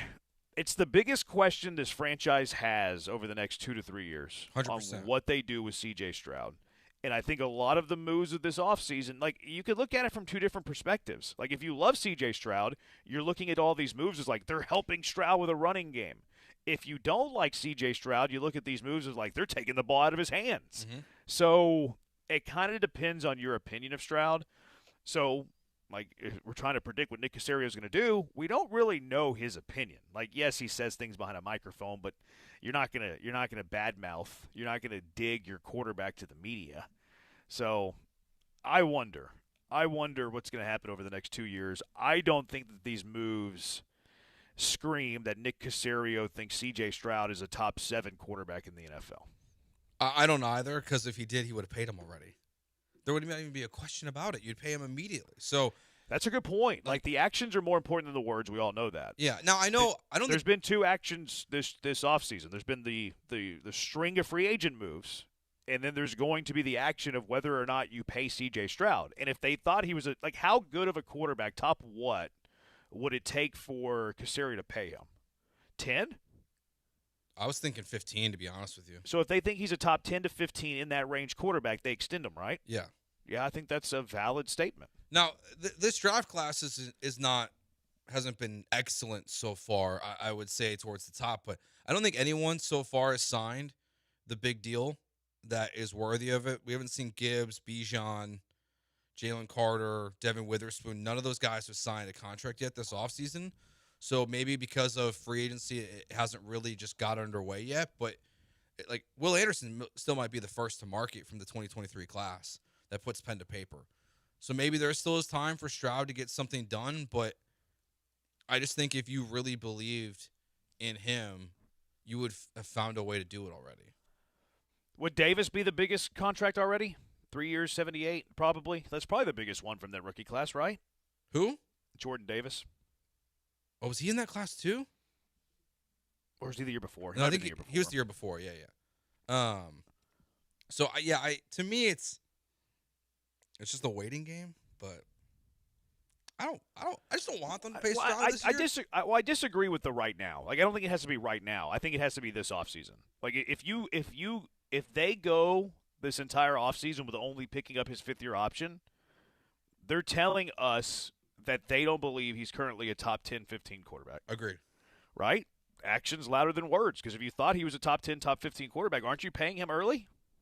Without a shadow of a doubt. Aren't you getting it done that before the quarterback prices, surge and just, like, go past their current norm?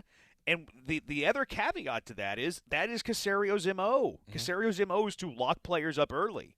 So I don't care about the words. I care about the actions. Being a run-oriented football team, okay, maybe I'm reaching there saying that, maybe it is the other side of it where they're just trying to, help C.J. Stroud. Maybe it is that. Maybe I'm wrong there. I've been wrong plenty of times before. But if they don't extend C.J. Stroud this offseason, they are telling us that they currently don't believe he's a top 10 to 15 quarterback in the NFL. We all agree with that? 100%. Any disagreement there? None. So we'll find out by the end of the offseason how they truly feel.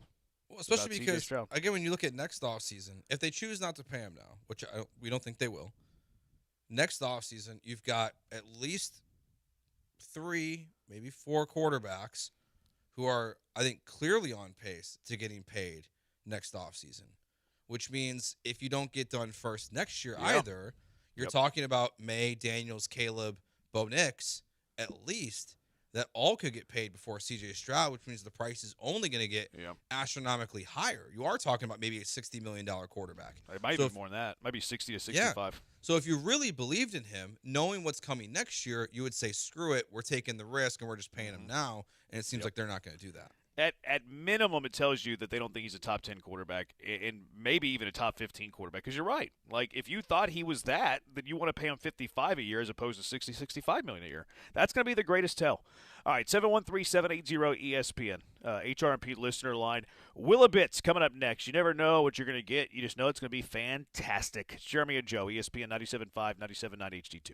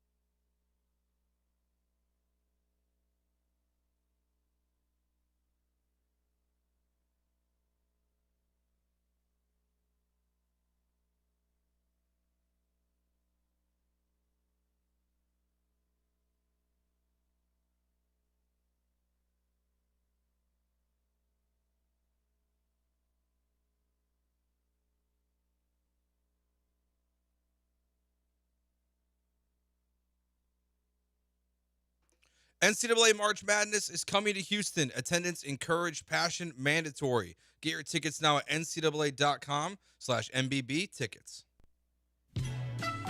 You're back with Jeremy and Joe, and I honestly have no idea what's happening next. Could it be the next great food debate? Jeremy being a giant buzzkill? Joe trying to do math? Carry the one, Joe. Carry the one. Or maybe they'll recklessly label people as casuals. Let's find out. It's time for the Wheel of Bits. Oh my goodness, would you look at this? What an enormous spin. Let's have a food debate. Oh, yeah. I love a good food debate. Definitely didn't know we were going to talk about this. Good food debate. You see Rory McIlroy's Masters dinner. Always get a kick out of this. Golfers picking what everybody's going to eat that has the green jacket. Mm-hmm. Rory McIlroy is going with this. He's going with some, I guess these are some appetizers. Peach and ricotta flatbread. How does that sound to you? Appetizing, yes or no? No. Brian, you like to eat. How does that sound to you? I'd pass. See, I actually think that sounds great. I think I like a ricotta. Ricotta. It's the peach part. Yeah, I mean, but it's in the South. It's Georgia. It's the theme. Yeah, I get it, but when in Rome, when in Butler's cabin, you have peaches. Might not like it. You guys don't have a very sophisticated palate, but I've learned I don't have a sophisticated palate based on the reaction I've gotten from this. Rock shrimp tempura, part of the appetizers. That sounds fantastic. Absolutely. In on that. elk sliders. A+. Okay, all right. It's a healthy protein. And then bacon-wrapped dates. A little goat cheese and almonds on it. This is where I started to, kind of scratch my head a little bit. I think that sounds terrible. I don't like a date. Dates are not very good in my mind. And whenever I criticize this on Twitter, people are like, bacon-wrapped dates are fantastic. They're kind of a wedding staple. A lot Really? of times. Yeah. I've never had a bacon-wrapped date. I've had a date. I don't like them. I've never had a bacon-wrapped date. I would be in on this. Plus goat cheese on there. Works for me. You like the goat cheese? I like goat cheese. I think it's all right. I don't love the goat cheese. And then I think this is an appetizer, too. I don't know how to say this. Yellowfin tuna carpaccio, maybe. Carpaccio. Carpaccio. Yellowfin tuna carpaccio. Look how quickly Brian's in there to get I know more than you. So, yeah, I like a little yellowfin tuna. I don't know what the difference is with carpaccio. Do y'all know what the difference is with carpaccio? It looks like it's very just like thinly sliced. Oh, okay. That sounds fantastic. Yeah. I like a thinly sliced fish. Yeah. I'm in on this. This is good. All right. And then for the entree, Wagyu filet mignon Great. or seared salmon, which I'd go the filet. Right? I mean, if anyone chooses the salmon, kick them out of the club.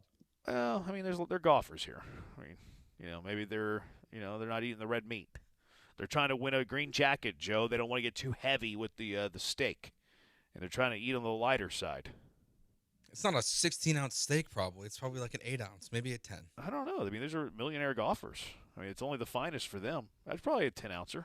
I think it's a 10-ounce Yeah, fillet. so if it's the 10-ounce fillet, they'll be fine to golf the next day. Yeah, but maybe they're not eating red meat. Maybe their body reacts poorly. Yeah. Well, then they can have the salmon. They have an excuse. And then the dessert here is where I also poo-pooed on, and people are like, "You're an idiot, Branham," which I never hear that.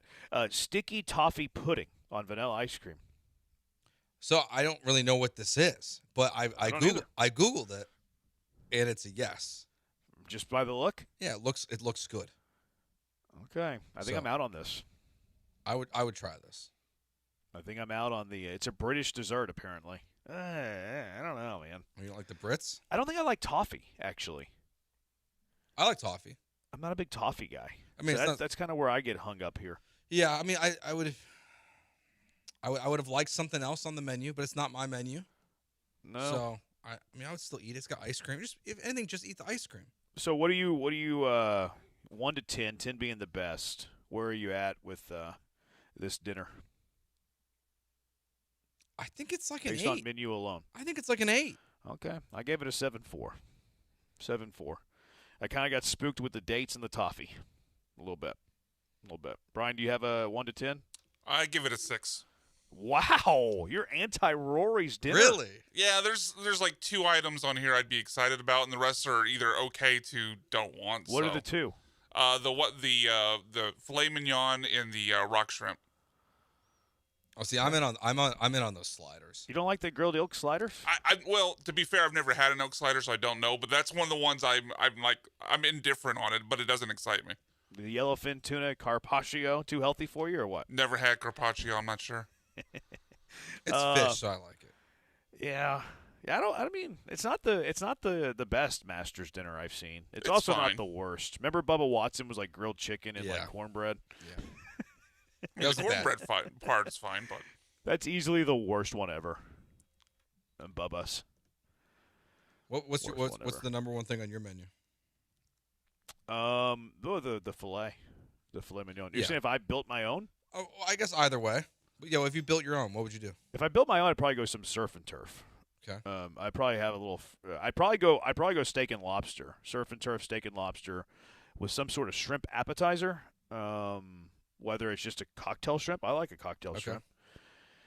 Probably buffalo wings because I'm a buffalo wing aficionado. I know it doesn't really match, but doesn't matter. It's me. It's my personality. We're doing this, and then I don't know. For dessert, you could go a variety of different ways. I love banana pudding, but I'm not sure it'd be great after a surf and turf dinner. So I might go just like a classic cheesecake. Okay, I love cheesecake. So you read off like 10 different things that are on this menu.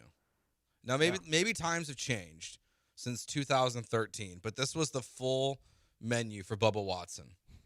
Traditional Caesar salad. Grilled chicken breast with green beans, mashed potatoes, corn, macaroni, and cheese, served with cornbread, and then confetti cake. That's it. Yeah. What's the worst part of that menu? I mean, like, it's a confetti cake feels like it's for a child's birthday party. Yeah, but it tastes good at least. Yeah. I mean, like, it's going to taste good, but, like, it's just, this is a very bland dinner. It's like, there's no creativeness to that. No, it's Bubba Watson for you. Yeah. And he did chicken and cornbread. Apparently, he did the exact same dinner in 2013 and 15. He had to have been trolling. He didn't even change it. He just copied and pasted? Yeah, it's just copy and paste. Junkie, more like the Huntington Bank Basic Boy based on those J-Bone menu choices. Are you telling me you're not liking that dinner, though? You telling me you don't like that dinner? Can't forget the crab bisque. Incredible. I had a lobster bisque yesterday. It was very good. Lobster bisque is very good. Prime rib and lobster all the way. Prime rib's good. You know what I'd probably go with? I might just go a ribeye cap, though. You give me like a 12-ounce ribeye cap. Ooh. Yeah. I might go ribeye cap. I think I would probably go the prime rib. I love prime rib. So, Jeremy, do you think it's a British dessert with Rory being an Irish? I do think it's a British dessert because the internet tells me it's a British dessert. Never wrap my date in bacon. I'm not reading the second part of that one, 6246. J-Bone's choices for appetizers, pizza shooters, shrimp poppers, and extreme fajitas. What is that, like an appetizer sampler at TGI Fridays? I think that's a reference to the movie Office Space. Oh, yeah, Office Space is great. No salt. Goat cheese makes everything incredible. All right, that's good there. What would yours be, you said? I got to have steak in there. I like the shrimp cocktail for me. I love a shrimp cocktail. Make sure it's spicy. Oh, you want a spicy shrimp cocktail? Yeah, a little extra horseradish. You're trying to hurt the golfers. Yeah, if they're soft, then sorry they're hurting the next day. They'll trying to hurt. Which I think. When do they have this dinner? I don't know. It's not Wednesday night. It's probably Tuesday night. Well, there's a date listed on the graphic. Well, what's the date? I think it's April 7th. All right. Well, let me do a little quick search here. You're quick to get smart, but you don't have the date ready to go. Tuesday. It's a Tuesday. There you go. Good call. Like I said, it's probably a Tuesday. Brian gets all smart alecky with me, and I was right. Cheesecake, but like the raspberry and strawberry drizzle on top. Not just. See, I actually like my cheese cake plain. I don't like the coating on it. It's good too, but I like the fruit on top. Yeah, it makes it a little bit too rich for me. I just like the flat out cheesecake. Plain cheesecake sounds a little jejune. Yeah, it might be for you. It might be jejune for you, but it's yum yum for me. 713-780-ESPN. HRP listener line. What is the biggest Astro question in 2026, boys? 713-780-3776. Jeremy and Joe, ESPN 97.5, 97.9 HD2. The dozens and dozens of our junkies are texting us in right now saying, Brandon, you have incredible food taste. And, normally I push aside compliment, but in this case, you're right. I do have excellent food taste, and that's why I love Federal American Grill, because their food is fantastic. You already know that, though, if you've been to Federal American Grill, and if you haven't, what are you waiting for? You can order online at thefederalgrill.com. Perfect way to pick up your lunch, perfect to pick up your dinner on the way home. Look, maybe you even order it at the bar there at Federal American Grill. You stop in for social hour from 3 to 7. You enjoy some $10 appetizers, some handcrafted drink specials. Maybe the bartender's a little busy. You just place that order online at thefederalgrill.com. Make sure you join Club Fed while you're there. Get all the rewards, perks, exclusive offers. Those $10 apps, handcrafted drinks during the 4-hour social hour from 3 to 7. Looking at the menu right now, here are a few of the bites you can have at the Federal Social Hour. Brian would like this, the Bang Bang Shrimp. They got the blackened ahi tuna, truffle fries, Rockefeller oysters are fantastic as well. Their cocktails, strawberry lemon drop, pear bee's knees, Moscow mules, margaritas, your ranch waters as well. How dare you not stop and by? You might be in traffic right now. Well, get out of traffic and go by one of the 5 Federal American Grill locations right now. My spot in the Woodlands, Hedwig Village, Katy Shepherd, the downtown location, and that River Oaks location opening in 2 days. You've been waiting for it, River Oaks. It is here, March 20th, the grand opening. Also stop by for their Easter brunch, April 5th from 10 a to 3 p, featuring new items such as the corned beef hash, skillet, deviled eggs, and a carrot cake muffin. Sounds terrific. And be mindful of that Kentucky Derby party, which is coming up on May 2nd. Federal American Grill, where precision cooking meets quality ingredients in a tribute to classic American cuisine.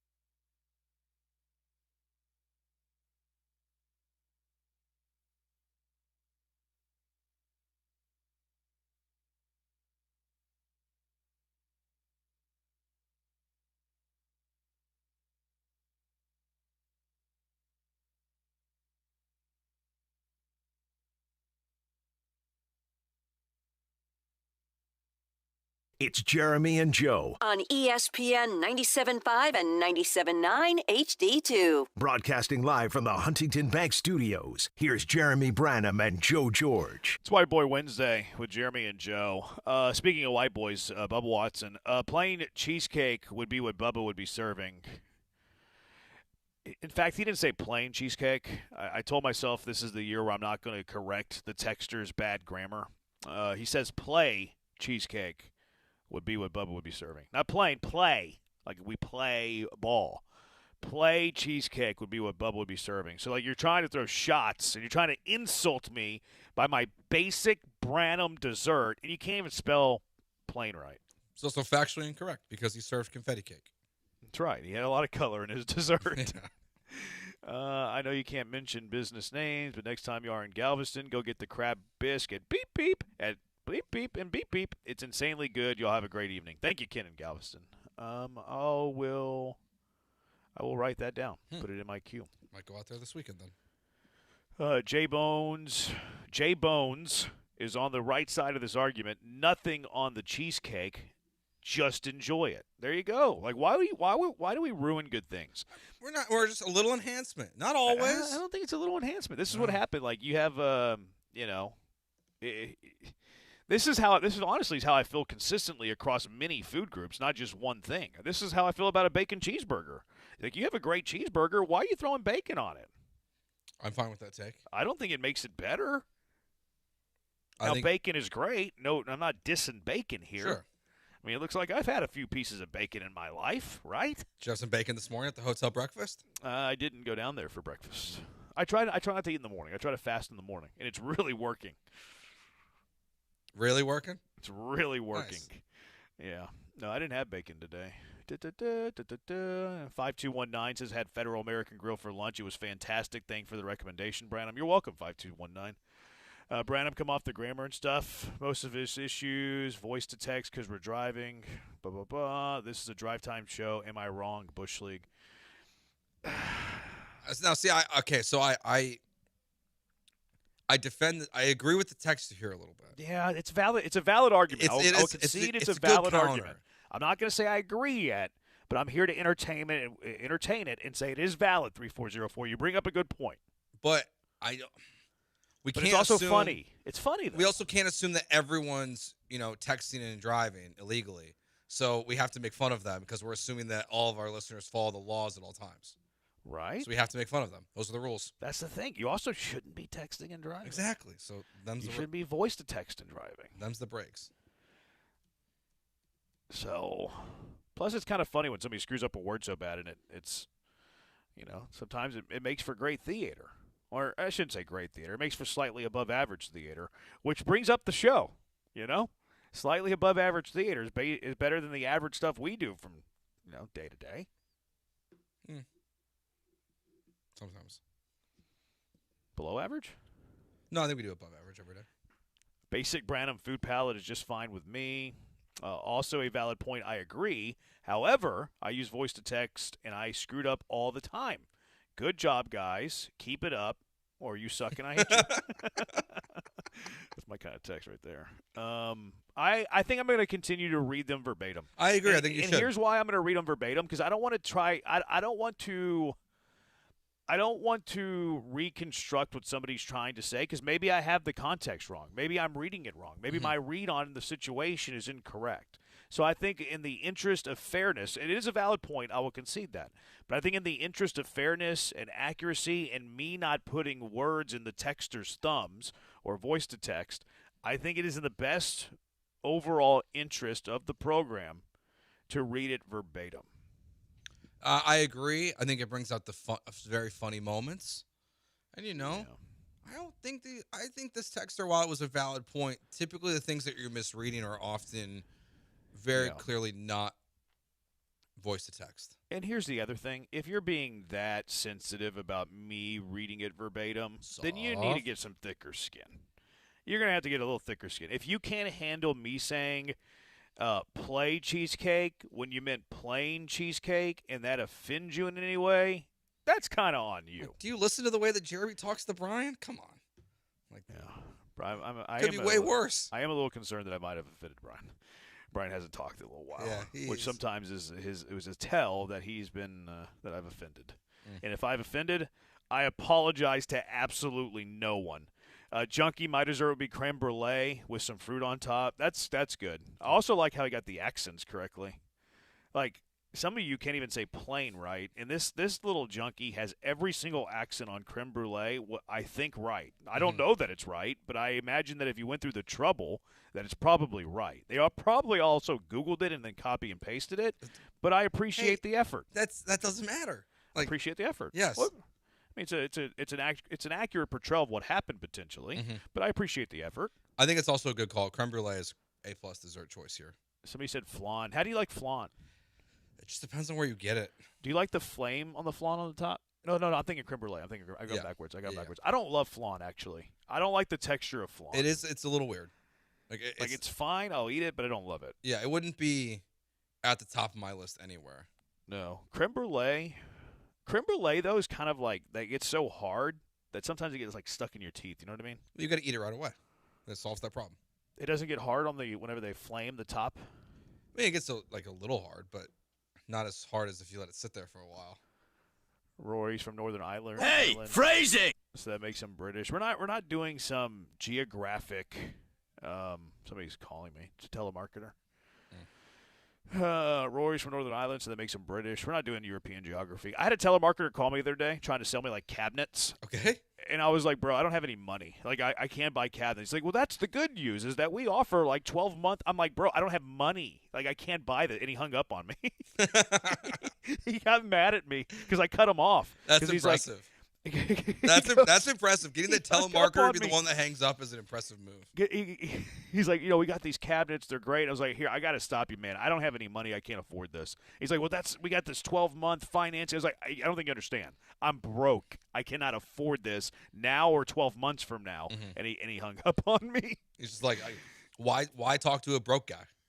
Exactly. He's wasting his time. And that's actually what I was trying to convey to him. I'm like, you're wasting your minutes here. Like, you're probably working 8 hours today making cold calls. You giving me a 15-minute pitch is wasting your time on a client that isn't going to purchase your cabinets. What do you think I'm broke. What do you think a successful hit rate is for that guy? Probably less than 3%. Yeah, maybe like 1%. I was gonna say you work an 8-hour day and you get. I mean, one sell a day would be fantastic. Yeah, I was thinking maybe like max 2, like probably biggest day of his life is like 5 in a day. Yeah, at most. Tough job, man. Give me some straight barbecue and sides. I didn't copy him paste. Creme brulee was actually voice to text. I got it right. I didn't copy him paste, says the guy who was right. He didn't go to the trouble of writing creme brulee. He just set it to voice to text. The best dessert is coconut cream cake with vanilla ice cream. Tiramisu or pecan pie would be my dessert. I like tiramisu. I do too. Pecan pie I like at certain places. Probably Good Company. And you have busted my know you what more than once, but as I drive and it is Houston traffic, I do speaking into my phone. I think my phone is a Yankee. What? And I was a clown with the plain cheesecake, and you catch never offended me. I love listening to you guys. We love you too. Carrot cake. Oh, I got some carrot cake in the fridge right now. Has anyone figured out why it's called a cheesecake yet, 409 Josh? Because it's made with cream cheese. Right? Yeah. Like that's like I'm not missing anything here, right? I don't think so. All right. It definitely makes for good radio. I'll give you that. Branham only likes brown foods, and voice text is the only way to go. Landscaper Chris. It's not, I just said I like plain cheesecake. It's not brown. What are you talking about? That's not accurate at all. What is the risk of voice to text when driving? I have no idea. Currently texting and driving because you guys condone it. We're not texting on our phone. We're doing voice to text. It is not dangerous. All right. That's enough of that, I think. Killins has creme brulee cheesecake, and it's fantastic. I'll have to try that. That sounds good. Banana pudding with the wafers. I like banana pudding great, but it's more like with barbecue than I think with a steak and lobster. That's what J-Bar-M has, right? With the wafers, they brought that by? Yeah, they have good banana pudding. Very good. great banana pudding. All right, what are the biggest Astro questions in 2026? 713-780-ESPN, HRP listener line. Jeremy and Joe, ESPN 97.5, 97.9 HD2. You should never have questions about where you're watching your Rocket games. Rocket games at Tom's Watch Bar, Red Nation Rallies at Green Street is your spot. It's always your spot to watch anything.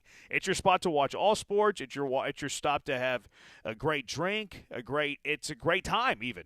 But Tom's Watch Bar, Red Nation Rallies at Green Street, what I'm talking about now, they fire up 2 hours before tip-off. They got DJs for you. Love some live DJ music. It's fantastic. Giveaways, if you're giving stuff away, here you go. You can find me. Themed cocktails, which is always fun, and much, much more. Headed to the game, you can park free with Tom's Validation. That's the underrated thing that I think is a huge deal here. We know that parking is very expensive on game day, but when you go to Tom's Watch Bar, Red Nation Rallies at Green Street, you're going to get free parking with Tom's Validation. And then you can save all that money, which is a good amount of money, on those themed cocktails. You're basically drinking for free. Awesome. Then you can come back after the game for post-game drinks and highlights on 65-plus screens. Get the full schedule at tomswatchbar.com/Red Nation Rallies. That's tomswatchbar.com/Red Nation Rallies.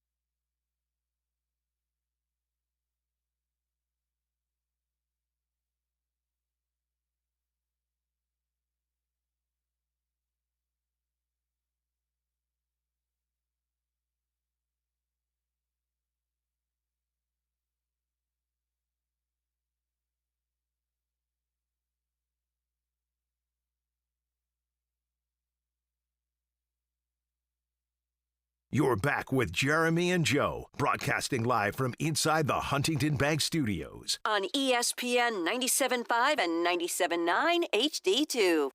This feels like the theme song of like some old Sega game. Guitar Hero 101. Is that what it is? Well, it's, right? It was in Guitar Hero 1? I don't know or if 2? it was or not. You know what I mean, though? Like, feels like an old Sega game background music. Yeah. What was the one like old Sega game where it was like two dudes who would like fight people that were like walking on the streets, like Double? Oh, you mean Double Dragon? Is that what it is? Double Dragon? Well, there was a game called Double Dragon where, yeah, you would walk the streets and fight people. But there were a lot of games like that during that time period. So I don't know if that's the. No, that's what I'm thinking of. Okay. Double Dragon. Like I feel like I hear this song as you play Double Dragon. But the best one of those games, Rampage. I'm not sure. And Rampage is a little different, though. You were just you know what? I'm sorry. Punching buildings. I messed up. I made a huge mistake here. With me? I should have brought up video games. What? That's on me, guys. I'm no, sorry, what? junkies. We're talking about old games. Like that's everyone my fault, played junkies. these. My bad, junkies. I apologize. You're in the wrong here. What do you mean I'm in the wrong? People like these are old games. Everyone likes old games. We're not talking about new games. GoldenEye. I've had a conversation myself not to bring up video games around you guys. Well, sorry, you're lame. I guess. When I get those calls, I try and sell them an extended car warranty. Cakes don't have crust. Good Company is the greatest pecan pie of all time. It is fantastic. This is what happens when you text and drive. It just happened, and he shows a picture of a wreck. Don't take pictures of wrecks while you're driving. That's why the traffic's always so bad. Banana cream cheesecake. B-Mac's favorite. Okay. Streets of Rage. Old video games are awesome. Yeah, that is true. I try not to bring up video games around these guys because they get too excited. And you don't want them too excited. You never know what's going to happen. You never know. You just never know what's going to happen. You never know what's going to happen when they get too excited. All right, what are your biggest Astros questions in 2026? 713-780-ESPN. And I really like this topic because I feel like there's so many questions. There's a lot. There are so many questions with this team. So 713-780-ESPN. You can send them in, too. 713-780-3776. What is your biggest Astros question in 2026, Joe? I think my biggest question for this year, it focuses on one player because of how much I think he means to the future of this franchise, and it's who is the real Cam Smith? That's my number one question. Is it a mixed bag of what last year? Is it when he got figured out that he's going to have a hard time, not swinging at things outside the strike zone and not getting a lot of contact? Or what early was in the season, is that going to just be who he can be all the time? And he can be an elite right fielder for the Houston Astros for the foreseeable future. That's my number one question. That's a really good one. It's kind of the reason it's like a really good one to me is because you feel pretty decent about a young foundation you could have if he's like a legit guy, right? Mm-hmm. Like, if he's a legit guy, you're like, okay, like, you have something you can kind of build around. You have a couple of pieces that you can kind of build around. It would propel what is widely considered, and it's widely been considered a poor farm system for so long. Now, the Astros have been good at player development, especially on the pitching side of things, that they always kind of exceed those rankings. They always get the most production from, like, what is considered not a great farm system. They consistently have done that. Used to do it with position players, too, but they haven't done that in a while. It's been mostly the pitchers. So, yeah, he would give you a young, controllable piece that you feel good going into the future with. If not, you're like, well, it hurts you in multiple facets. It hurts you with a poor outfield because your outfield right now is pretty lousy. Mm-hmm. So if he's not like an average outfielder, okay, well, your outfield's even worse. Then I think it also like hinders the future of the Astros. Like, how good can they be in the future? How good can they be in the next 4 years? And if he's just like an average ball player, well, he doesn't do anything for you. You can find average ball players on the street. Like, you do need him to be good for like the Astros, both short-term and long-term. Short-term because it solidifies what is a poor outfield.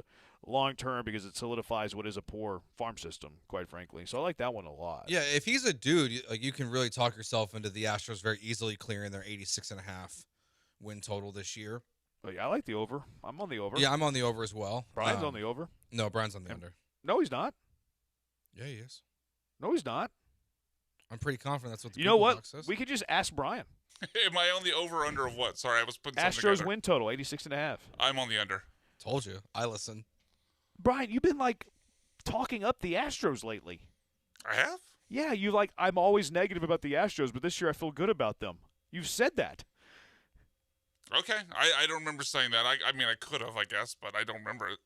Yeah, see, I think I for like a week and a half, like Brian had all the I know Google we had Doc. this specific that conversation with Will, and we both took the under. I thought I took the under with you because guys I always crush you for being anti-Astros. Yes, I always crush you for being anti-Astros, and your demeanor the last weeks of spring training here has been like, no, you're not anti-Astro. Well, I'm not anti-Astro. I just don't think they're going to be on the overside. I feel like you've contradicted this. Okay. But I'm not going to throw the BS flag because I can't point to a specific time. It had been weeks ago. Craziness. Anyways. I'm just going to pout myself to break. 713-780-3776. What are your biggest Astros questions in 2026? I got mine. McTaggart had a few as well with opening day next week. We'll get to those as well. 713-780-3776. It's Jeremy and Joe, ESPN 97.5 and 97.9 HD2. HRP's the best. HRP's a great teammate. They're a great cut man in your corner. They're always on top of the business trends. They stay up to date in the business world on the things that you need to know. You don't have time to worry about all that, but HRP will worry about that for you. Tax season's coming up. You're going to wish you had HRP during tax season. But HRP, Mike Holly, it's Cougar-owned, U of H class of 1990. He used to protect the Heisman Trophy winner. Did you know that? Now he's protecting the interest of businesses for nearly 25 years. Chris Fisher over there. Chris Fisher, outstanding. Outstanding people at HRP. And HRP provides comprehensive human capital management services like HR compliance, benefits administration. They can help you with your payroll, and a lot of numbers. It's very time-consuming. Get somebody else to do it. Get HRP to do it. HRP is going to work with you to customize a plan for whatever you and your business need. Nothing cookie-cutter. You're not reading off a menu with HRP. They're going to tailor a plan for what exactly your business needs. You want to take a lot off your plate, just a little bit off your plate. Maybe it's one area, maybe it's 3 facets of your business. HRP can help with all of it, a little bit of it, whatever you need. HRP is there for you.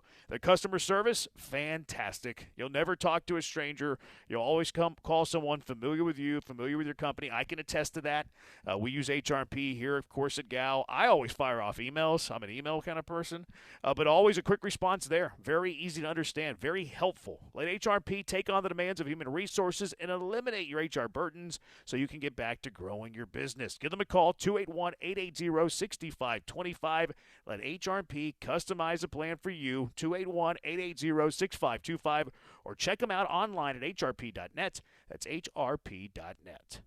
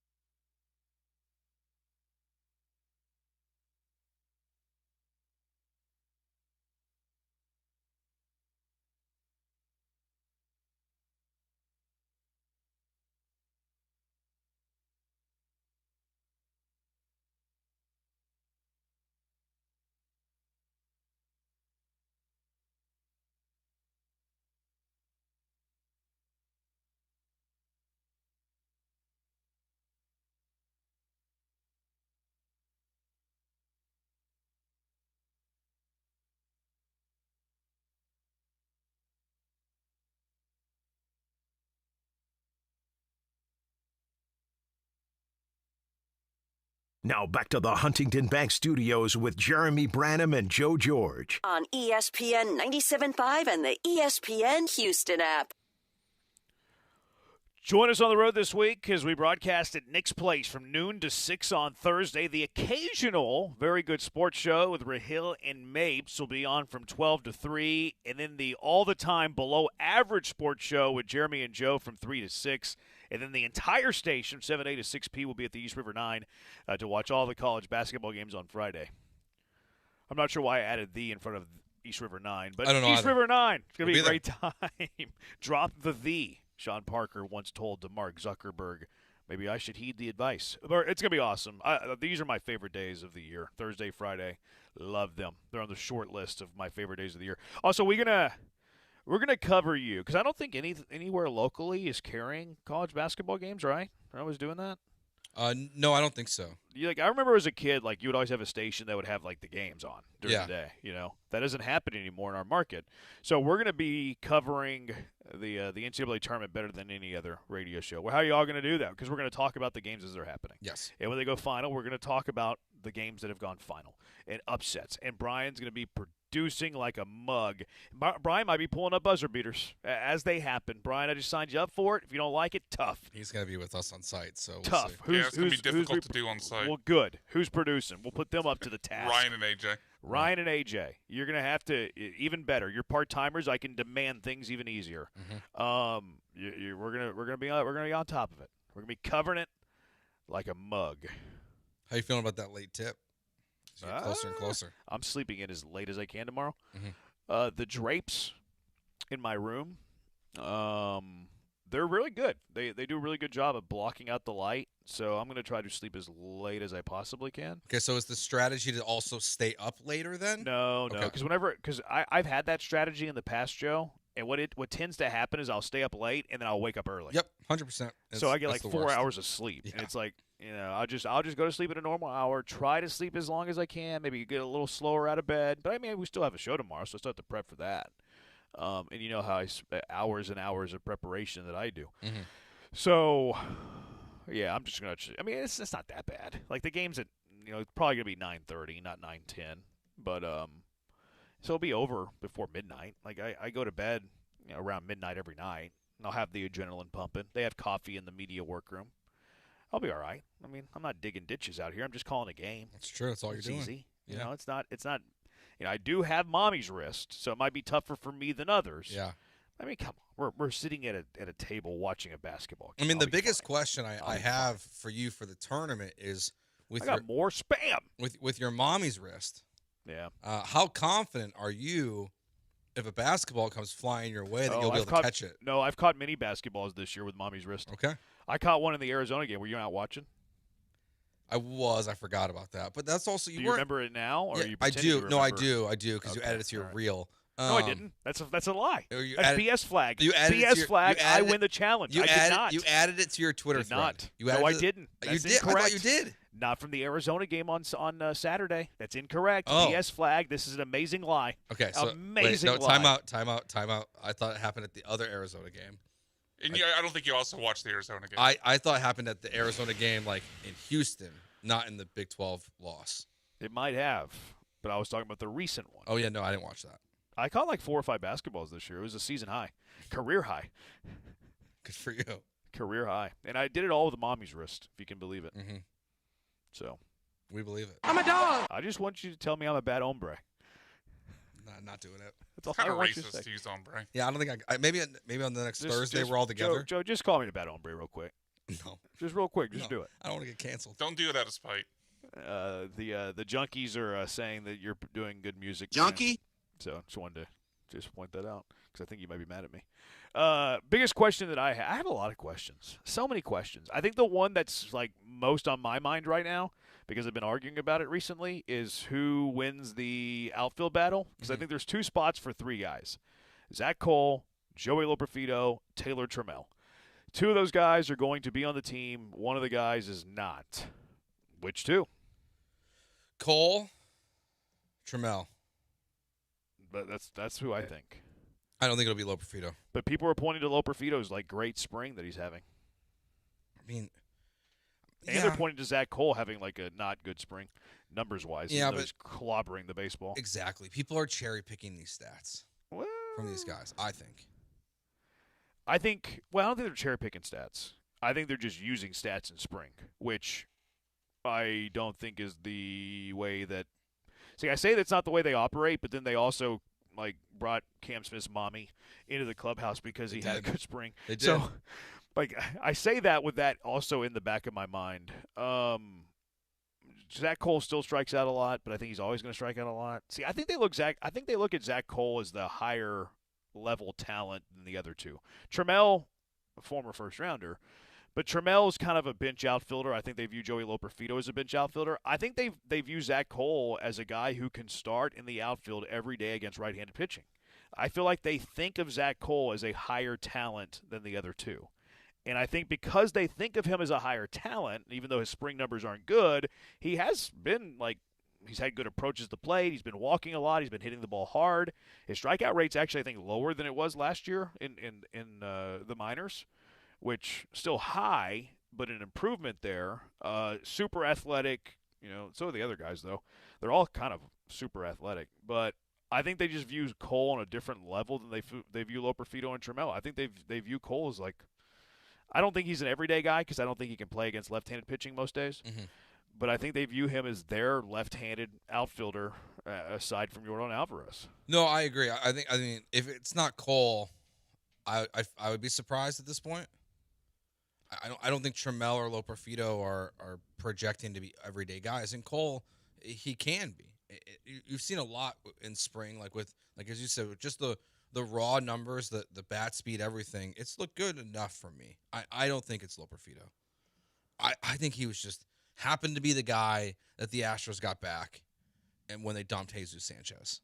I don't think there's anything of we want this guy back in our organization of what we think he's going to be long term. It just had to be someone that they were familiar with, that fills the need in the minors and can come up to the majors if you need help. And Trammell's been good enough in the spring where I would keep him on the roster personally.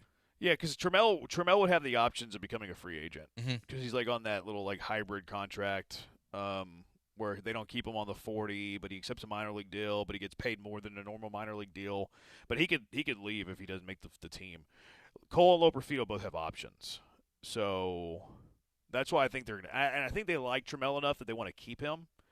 So I think Trammell is going to be a backup outfielder, and then I think the other guy, Cole Loperfido, is going to start most days in left when Yordan doesn't play there, especially 100%. against right-handed pitching. Yeah, and I think they view Cole much higher than they view Loperfido. Just my take on it. Maybe I'm wrong. Hey, look, sometimes you keep guys in the minors to get more seasoning, even if you think they're a better talent. So, that possibility also exists. So, that's one that I'm, on the fence about. The Jesus Sanchez thing is very weird, by the way. I've been talking to a few people about that. You dump Jesus Sanchez's salary, right? You trade him late in the process, late in the offseason. You were already reported to spring training. Remember? Dana Brown came out to spring training in West Palm Beach hey, guys, I have an announcement. We traded Sanchez for Loperfido. So, that happened very late in the process. He said not once but twice during that interview that they weren't done yet, and they haven't done anything since. Yeah, they made a very small move. Yeah, they signed Vasquez to a minor league contract. Yeah, but that's it. That's not what he meant. No. So my theory on that whole thing is that because you could have non-tendered Jesus Sanchez, right? You could have just saved the money early offseason at the very beginning, non-tender him. You could probably repurpose that money to sign Victor Caratini, a real backup catcher. You're going to tell me you didn't have other opportunities throughout the entire offseason to salary dump Jesus Sanchez for somebody? And then you do it all of a sudden out of the blue, randomly, on one spring training morning? I think that Dana Brown had a trade that somebody backed out of. I agree, 100%. Well, if not, it just doesn't make any sense. Right. Or it's just another, example of Dana Brown lying to the media and to everyone that they're not done yet. But which is in play. It's in play. That's but in play. The way he said it, the way he came off, did feel as he was confident that there was another move that was going to happen to improve this club, and that it fell apart, whatever it was. Right. Yeah, that's my theory anyways. I'm sticking to it. So that's my biggest question. Brian, do you have a bigger question? Mike, I think my biggest concern going into the season, other than maybe the outfield, is just what the bullpen's going to look like without Josh Hader, how long he takes to get back. I'm fine with Brian Abreu, in that leverage role, but just kind of the domino effect of now guys that were penciled in for the 7th inning have to be 8th inning, 6th inning now have to be 7th inning guys, and so on and so forth.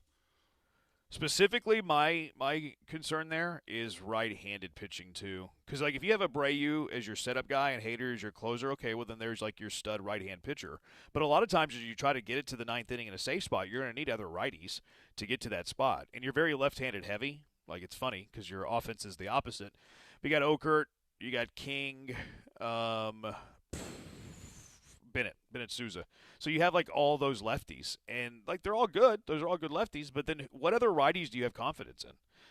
They're all mysteries, right? Aniel De Los Santos. Can he be good? Can he be even healthy on opening day? Pearson's probably going to be on the IL. Roddery Munoz, who you got in the Rule 5, is he going to be any good? Or is K-Wei Tang going to be a guy that you rely on? So my specific, when I look at the bullpen too, is I like to piggyback off Brian, is especially right-handed arms. No, I agree. It's just it's a big question mark. Now there, I give the Astros the benefit of the doubt still about what the bullpen's going to look like. But until Hader comes back, whenever that is, it is a question mark. And I don't and we'll see how Abreu does in the closer situation. I think he's very clearly a good 8th inning guy. It felt a little shaky at times last year when he had to close. So how does he handle that? People have called him a mental midget in the past. That they have? You speaking for yourself? No, I never called him that. Oh, okay. Oh, I think it might have been a Abreu. former co-host. No, I think it was prior. I think it was somebody else, actually. Oh, okay. Well, I know who I'm talking about. It was somebody else. But if he is that, then that's what is a he in problem. safe situations? Abreu in his career? Yeah. Baseball Reference have that? I don't think they do. They just show sasaves. They don't show I opportunities. remember a lot of blown saves, but I do remember a lot of times where he'd get the save, but he made you sweat by putting 2 on. He does do that. Yeah. he'll make you sweat a little bit. He'll put some runners on. He'll bring the tying run to the plate. That's part of his MO. No doubt about it. Well, and then see, this is a stat where see, blown saves is kind of tricky though because you can blow a save in the 8th. Exactly. So it's hard to get a good read on what it actually is. Yeah. I like Abreu, but Brian's point is a good one. He does make you sweat a little. Yeah, it's just not easy. You want to be a stress-free 9th inning. He doesn't give you that. No. Do you have a command? Do you have a guess on when you feel like we'll see Hader back?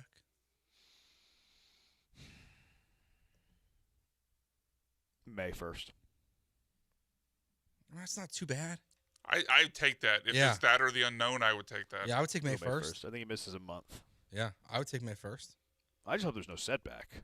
That's where I'll I'm take at. June 1st. After what happened with Luis Garcia, and there was kind of not a whole lot of talk that Hader might be ready if they had made the postseason, but it seemed like it was hinted at that it was possible, and then we get through the entire offseason and he's still not ready. Well, he had a setback.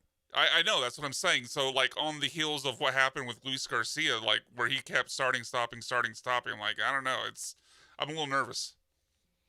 I respect your nerve level, and I think it's fair to feel that way. But 2 totally different injuries? Fair. It's just, I think, maybe Astros PTSD. And that's which totally is fair justified. to have that. Yeah, absolutely justified. Although they do have new training staff. And I don't feel like Hader's rushing, though. You know what I mean? It feels like they are taking, the baby steps. Yeah, look, and they wouldn't rule out even Pena for opening day today, which surprised me. Yeah, he's juggling. Did you see that video? I saw that video. He was juggling? Yeah. He was juggling. Yeah. He was juggling with 9 fingers, it was pointed out by Chandler Rome. He better be careful because, you get some bad hands, bad fingers, and all of a sudden you wake up with mommy's wrist one day. You don't want that. I mean, and it runs in the Jeremy family. Oh, yeah. I've heard. Yeah, Jeremys are more prone to get mommy's wrist than other men. Have to fact check that, but I'll believe you for now. Tang would be my pick to step up as the strong righty out of the pen besides Abreu. Gateway. I mean, his stuff is good, but he's never been good. You know what I mean? There's a lot of dudes who have unbelievable stuff that just can't make it in the bigs. Yeah. Whether it's command, control, mentality, mindset. There's so many players who are so good that just can't be good in the bigs for whatever reason. Yeah, I mean, it's still pretty limited. It's 40, just over 40 innings pitched in his career in the bigs in 2 seasons. But he's got a combined 7.3 ERA in 2 years. Yeah, hopefully, look, the Astros have a lot of those guys, huge arm guys who just haven't been good in the bigs. So, and look, they don't need they all don't have to hit. You need 1 or 2 to hit, right? Mm-hmm. You don't need all of them to hit. You don't need all 6 to hit. You need 1 or 2 to hit. And that's why they brought in 6, so maybe a third of them hit. The guy that I've been reading on that everybody's been pretty high on is that a big righty that they is actually not on the 40-man. He was like the spring training invite who like is going nuts in spring. Peter Lambert. Like everything I read on Peter Lambert's like he's been phenomenal. He's been good. So can he be your righty? Who knows? Just got to find somebody. You'd have to create space on the 40 though, because he's not on the 40-man. But that's going to be easy to create space on the 40-man. Well, yeah, because it's the guy they got in the Rule 5. He's on the 40-man, right? Yeah, I mean you might cut him. Yeah, so you he could, might not make the team. Yeah, so that you could cut be a him. spot. That's a free spot right there.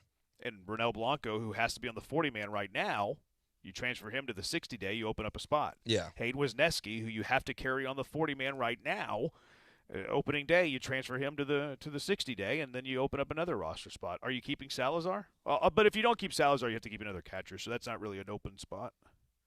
Shea Whitcomb, is he going to be on the 40-man? I don't know. Zach DeZinzo? I don't know. He's got a bum shoulder now because of the WBC, which was another WBC casualty you didn't mention earlier. I forgot about that one. Yeah, he can swing, but he can't throw. WBC. Playing for Italia, it hurt him. All right, 713-780-ESPN. More Astros questions have come through the text line. And because we're show for the people, we'll answer these. 713-780-3776. Jeremy and Joe, ESPN 97.5 and 97.9 HD2. In 1976, D&M Leasing opened their doors with one mission, making a vehicle easier, smarter, and more affordable than buying it the old-fashioned way. 50 years later, that mission has not changed, but the reason that people come to D&M has only grown. They're tired of negative equity, tired of wasting weekends at dealerships, and tired of paying too much for too little. And the whole process, it's really simple. All you have to do is call 713-290-1000 or go to dmautoleasing.com today. You'll speak with one of their leasing agents. They'll walk you through the process from start to finish. They're going to design a lease around your life. So if you've never done it before, they'll explain all of it to you step by step. They're going to help you save money, protect you from depreciation, and design a lease around your life. And when it comes time, they'll bring that car right to you, to your office while you're having lunch, or even just to your home as well. And they'll take your trade-in vehicle as well. And look, if you put my name, Joe George, when you sign up and sign up for D&M Leasing, I might even bring you that new leased vehicle. Call them right now, 713-290-1000, or visit dmautoleasing.com today.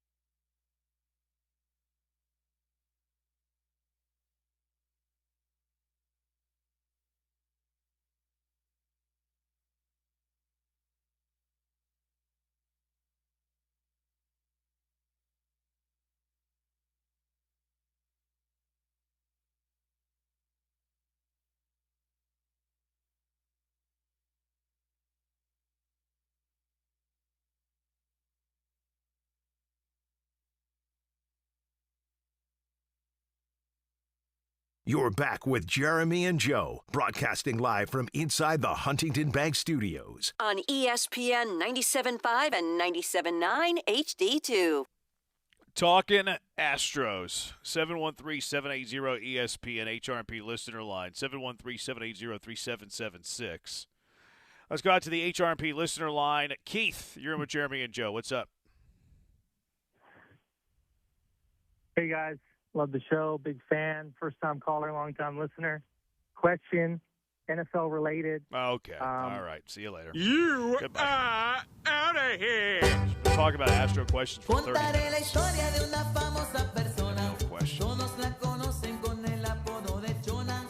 Keith, you have multiple orifices in your body. Use the one you have two of.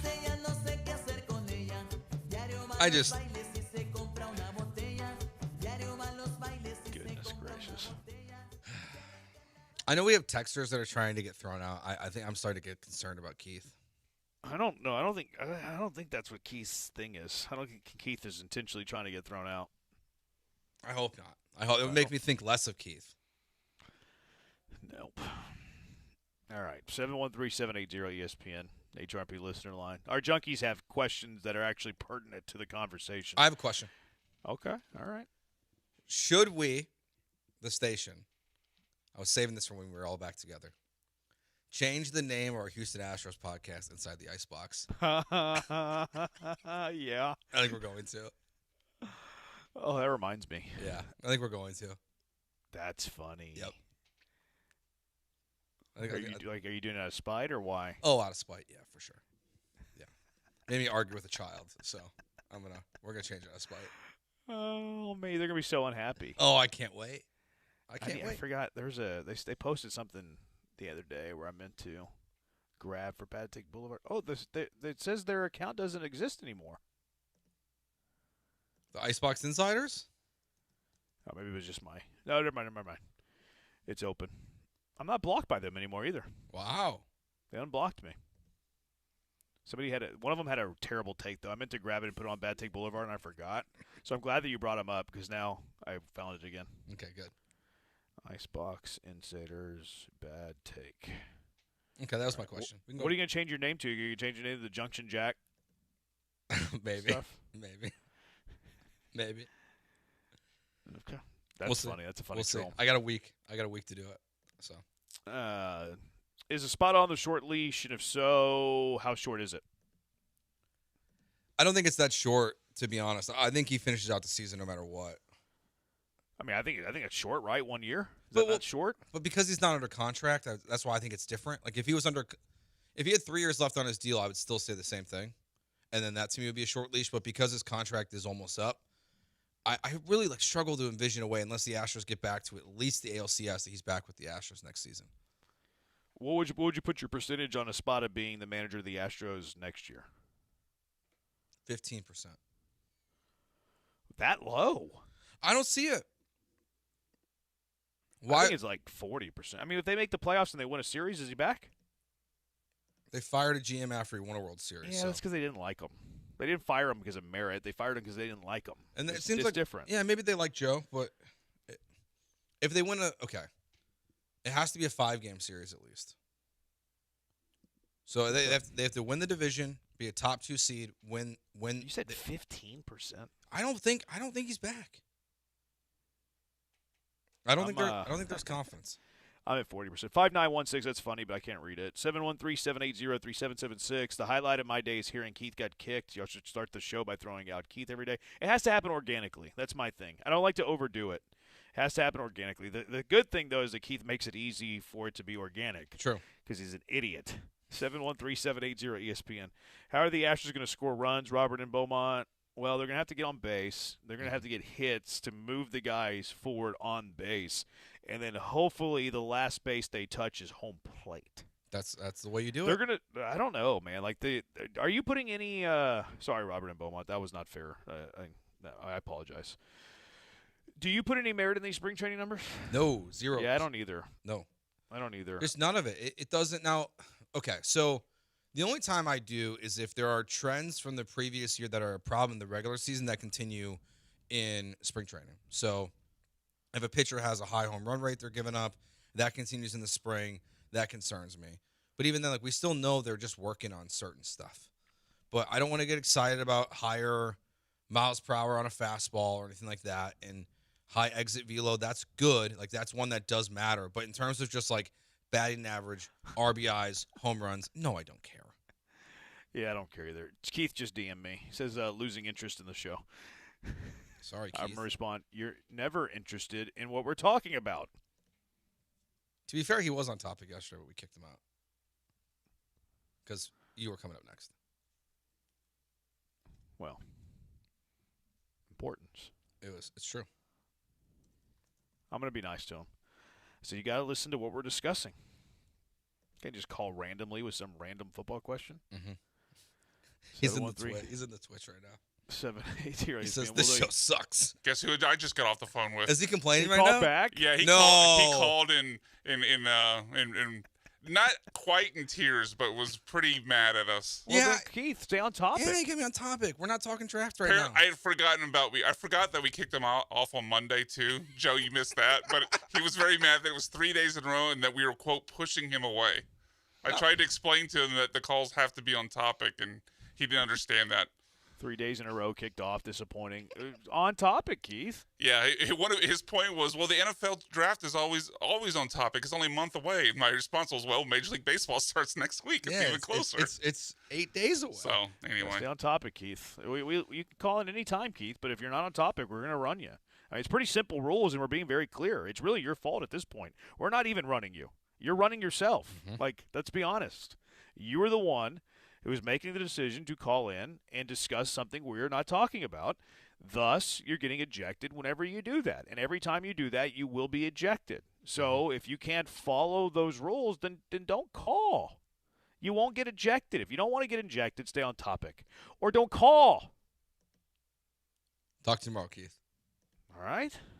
We'll be at That's next place. simple. Come on. You are ejecting yourself, Keith. We're not even doing it at this point. Will they have Banana Pudding in the clubhouse? I don't know. Probably not. I don't know. Chaz ain't here. Is Keith that battered wife that just keeps coming back? When did you stop beating your wife? What? What is that question? David Stern asked that to Jim Rome. Jim Rome was pressing David Stern about something. I can't remember what it was. It might have been the ref stuff. It might have been whenever the refs were, like, arrested for, like, throwing games or whatever. Okay. And Rome was pressing him on something. I think it was that. But Rome was pressing David Stern. And David Stern's rebuttal, like a tough question, was, Jim, when did you stop beating your wife? That's awesome. And Jim was like, David, that's not fair. Rack me. You know? That's awesome. Is it? Less of you, more of me. It's a great response from David Stern. Is it? I disagree. I think it's Bush League. It's a Bush League response from David Stern. He was just trying to avoid the question by being a D. What do you mean that's a good move by David Stern? It's fine with me. It was dumb. I would take David Stern back today over Adam Silver all day. Different conversation. Different conversation. I know, but I would take the snarky responses with it. I thought Jerome handled it really well, actually. That's not fair, David. Give me a vine. I thought, yeah, that was funny. I can't believe you haven't heard that. No, I guess I'm like reading like the transcript right now. It's been iconic moments on that show. 713-780-ESPN HRP listener line. Where are the innings coming from for the Astros this year? Also, can they stay healthy? Can Hunter Brown develop into a true number one? Will the Astros have a midseason trade? All of that and much, much more. 713-780-ESPN HRP listener line. Jeremy and Joe, ESPN 97.5 and 97.9 HD2. We already know what time of year it is. It's the best time of the year. The tournament is back. The upsets are inevitable. The buzzer beaters. Underdog is the best place to get in on all of this tournament action because you can make picks and win money right now in Texas. It's so easy playing an underdog, too. Just pick whether your favorite players will go higher or lower on a bunch of different stats. Points, rebounds, blocks, steals, three-pointers made. You name it, they got it. Get your picks right. You go into 5,000 times your cash. Plus, they're giving you money. All you have to do is download the Underdog app, use promo code KillerB. You're going to score $50 in bonus funds when you play your first $5. You don't need to go to the drive-thru, the C-store. However you're going to spend $5 today, don't do it there. Instead, go to underdog and do it there. And then you're going to turn it into 55, and then you're going to win, and then you're going to have so much money. But a few of the picks that you could be playing right now in the tournament. How about Boopy Miller, little SMU, 20.5 points. You like the higher or lower there? You know ball. Go prove it right now on underdog. Boopy Miller, one of my favorite players in the tournament. But a lot of other picks you could play. How about Darius Acuff? Going to be a lottery pick in the next NBA draft. 26.5 points against Hawaii tomorrow. Do you like the higher or lower there? Cameron Boozer at 23.5 against Siena. Jerry McNamara's Siena team. You like the higher or lower there? And then one last one for you. We'll go Jeremy Fears Jr., the kicker for Michigan State. Not really a kicker, but you know what I meant. 18.5 points. Higher or lower there? You know ball. Go prove it right now. Download the Underdog app. Use promo code KILLERB, KILLERB, KILLERB, to score $50 in bonus entries when you play your first $5. That's promo code KILLERB. Underdog. Make picks, win money.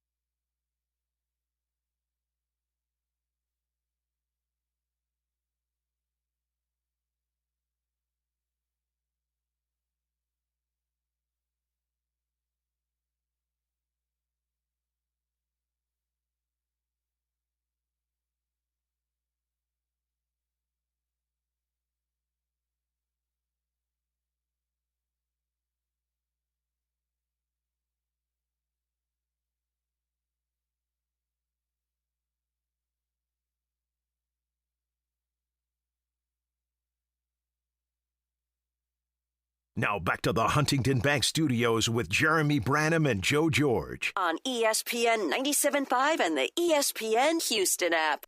Keith is griping. Local radio man, this ain't Stephen A. BS boys. He called Brian, too. Apparently he was griping for a minute. Asked to speak to the manager. Keith is going full Karen. Keith is going full Karen. He said, I called the other day, and you said I had too much facts. Well, it came off flexy. You're flexing too much. You're giving up facts that you, Googled, you know? We're laid back here. And to be honest, it's like, Keith, you've only really been banned, one day this week because it's the only day we've all been together. So it's it just doesn't count the same. And again, you're booting yourself whenever you call in off topic. Junkie says, Jeremy and Joe, coming up next, who's the starting pitcher on opening day? Keith, I was curious if Anderson made that kick would the Vikings have won the Super Bowl in 1998? That's pretty much it. Yeah, that's pretty much how it goes. Junkie is the "You Are Out of Here" in La Chona. All the same Junkie? drop. It's a bop. Glad to see Keith go. The "You Are Out of Here" is from Peter Griffin. Yeah, they're two separate. Family you Guy, combined like you them, said. right? Yeah. Yeah, you no, I combine don't them to make combine it them. one They're separated. Oh, really? You just press the button that quickly? Yeah. You got some quick fingers, Brian. I never knew that about you. So that's what the ladies say. Twinkle fingers. Do they? Do they say that? At least one. As your wife is watching you play video games, she's like, your fingers are so quick as you hit the B gap. How do you think I got her? I've been in rehab for 30 days as a junkie. Glad to hear y'all boys Junkie? are still at it. Yeah. Welcome Thank back. you. What are you in rehab for? 713-780-ESPN. Maybe you went to Alabama. I want to know what you were doing that led to rehab. Like, there's many different areas of rehab, right? You could be a drunk. You could be, a druggie. Mm-hmm.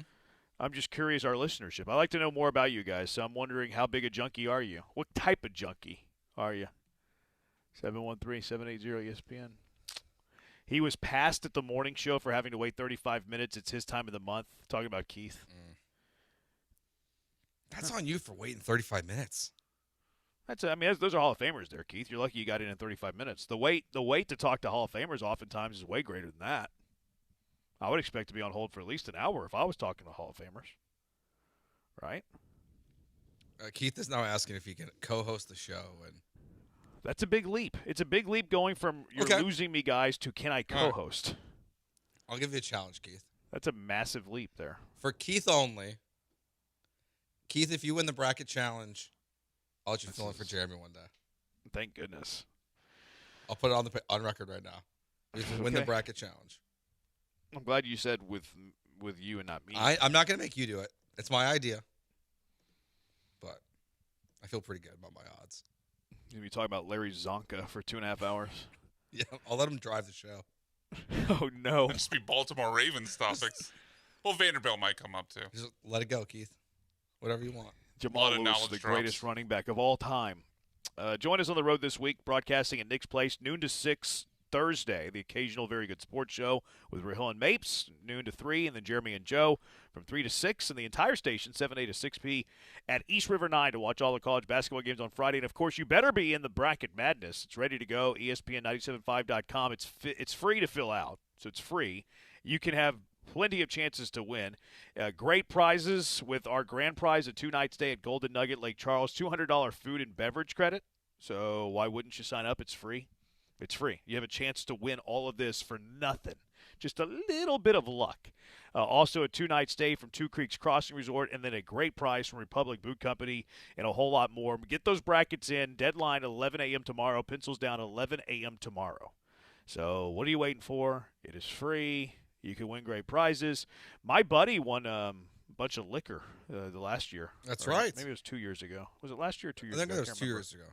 Might have been 2 years ago. So, you can win. You can win. And I know you can win because I saw him do it. And I know that if he can win, anybody can win because he's an idiot. Mm-hmm. If he can win, anybody Well, I don't know if he's an idiot. Can win. Yeah. He's actually he's actually very smart. He's an attorney. So I see some AC/DC tickets on here. Oh, really? Yeah.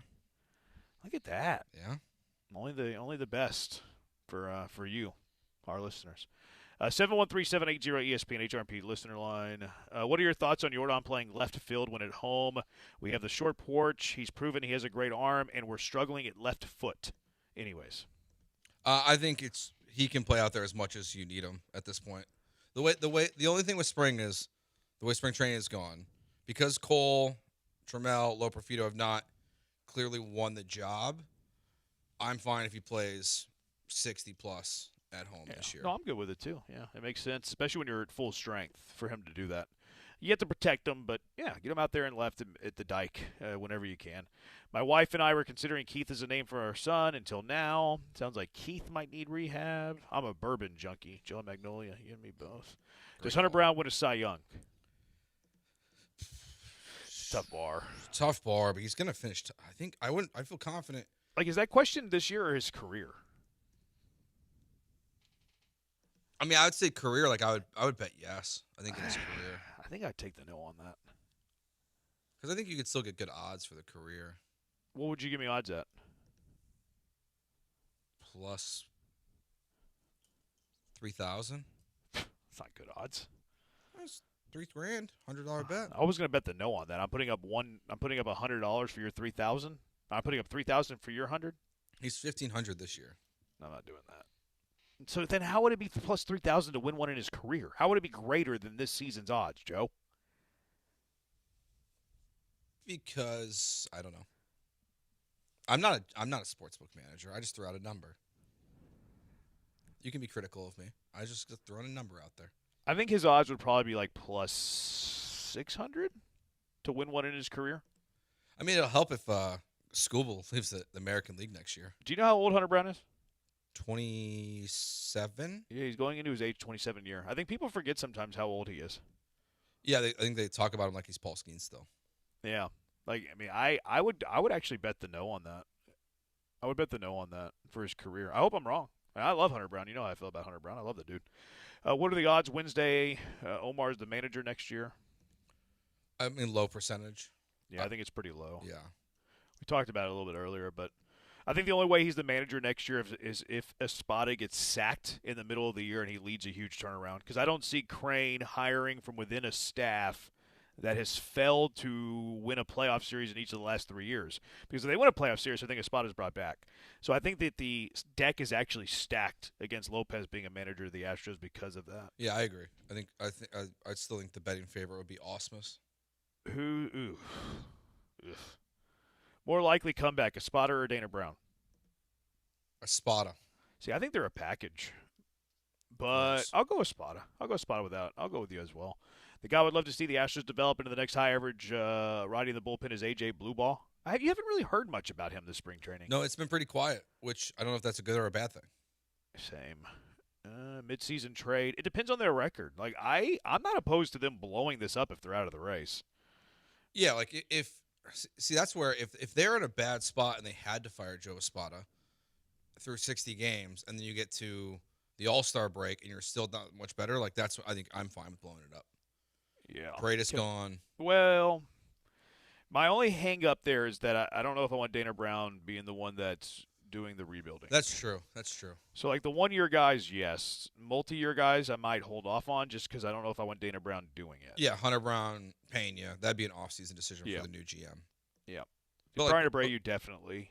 Yeah, Abreu, Paredes. Maybe Isak. Because Paredes would be a year and a half, so I would get the max value you can for him. Yeah, that may be fine. But the longer-term guys, I'd wait. Can Hunter Brown develop into a true number one? I already think he is number one. Yeah, I don't know. What else does he have to do? Pitch 200 innings? Is that what people are looking for? Say. I think that's what they would think. I think he'll get there this year. I think he is number one already. Where are the innings coming from? 80% of starters are 4-inning pitchers. The bullpen will be gassed by September. That's a great question. Plus, with the 6-man rotation at the start of the season, you need Burrows to be... I'm not 100% sure they go 6-man. Really? Yeah, Spada's been very hesitant to actually say that. So then Arrigetti's in the bullpen? I think you might do some piggybacking. I think they're going to go hybrid 5-6-man. I mean, especially with McCullers, if he's in your rotation, you have to kind of bank on him not going deep into games. Sure, Javier too. Yeah. Burrows hasn't been a dude who goes deep into games. Who knows what Imai is going to be? Yeah, absolutely. It's a fine text. But Brian and I were talking about this on Monday. I think the Astros have a clear-cut number one starter, right? Mm-hmm. We think that Imai and Burrows have a chance to develop into the number 2, number 3, right? After that, Javier, I don't love what I'm seeing from Javier in the spring. McCullers I'm actually a little bit more hopeful about, but I'm not hopeful that he regains Lance McCullers' top 5 Cy Young guy. I'm hopeful that he can keep his job in the starting rotation, You know what I mean? Agreed. And then Ryan Weiss, who knows? He was in Korea last year. Who else am I missing in this rotation? I think I named them all. I don't want Hunter Brown having as many starts as every other guy I just mentioned. Hunter Brown should not be 1/6 of the other 5 I just mentioned. Hunter Brown should be starting every time he's available to start. 100%. So that's why I like the hybrid. It shouldn't be a straight 6-man. If you have a day off here, a day off there, Hunter Brown's pitching on full rest, you shouldn't be holding back Hunter Brown whenever everything's looking good with the diesel because you want him to be 1/6 and get equal starts as Lance McCullers. You can't do that. No, you can't, but they teased it so early that it made me feel like they were going to. They always have done the hybrid in the past, too, especially when Verlander was very strict. I want to pitch every 5th day. I think that they're going to have a hybrid. And I'm fine with that, but I think you need some flexibility with it. Where, like, if Arrighetti is the guy in the bullpen who's going to do the piggybacking, then I would want to have Javier and McCullers pitching in back-to-back games. So if Javier only goes 3 innings, that Arrighetti could come in that day. But then if Javier gives you a great start, then Arrighetti can be prepped for the next day for McCullers. So that's my only request is that Javier and McCullers are back-to-back if they're going to go piggyback. All right, I'll grant you that request. Thanks. Good. All right, 713-780-ESPN. Who is your junkie of the day? 713-780-3776. Junkie of the day, what is it? Jeremy and Joe, ESPN 97.5, 97.9 HD2. Does protesting your property taxes sound like a hassle? Of course it does. Property taxes keep going up. They keep going up and up. They're skyrocketing. And home ownership and property management is a headache. Probably don't want to do this yourself. You're not equipped to do it. You don't want to hire expensive lawyers. The hearings are terrible, long waits, confusing rules. These appraisers are inconsistent. It's not really, worth that battle. But do you know what it is? Ownwell.com. Ownwell.com is going to be in your corner in 3 minutes. You head to Ownwell.com, you sign up in 3 minutes, and Ownwell is going to fight for you every step of the way. They'll email you every step of the way, let you know where the process is, and at the end of it, they're going to send you a little message. This is how much money we saved you. And you're going to be excited. And that's also going to be the first time that you pay. It's risk-free. You pay nothing up front. You only pay if you save. How great is that? How much can you save? Well, new customers can expect to save on average $774 a year. That's a good chunk of change. Ownwell has an 88% success rate in reducing your property taxes. That's pretty good. They must be good at what they do. And 140,000 properties use Ownwell. 60,000 property owners switched to using Ownwell last year. So join the movement and save some money in the process. I used Ownwell last year. Saved me a few bucks. Thank you, Ownwell. I, of course, will be a repeat customer using Ownwell again, and I'm excited to see how much money they can save me again this year. Be an adult. Do the responsible thing and use Ownwell. Do not wait. The deadline to protest May 15th for most counties. Save money on your property taxes with Ownwell. Sign up in less than 3 minutes at Ownwell.com. That's Ownwell.com, and let them know Brano sent you when you complete your sign up at Ownwell.com.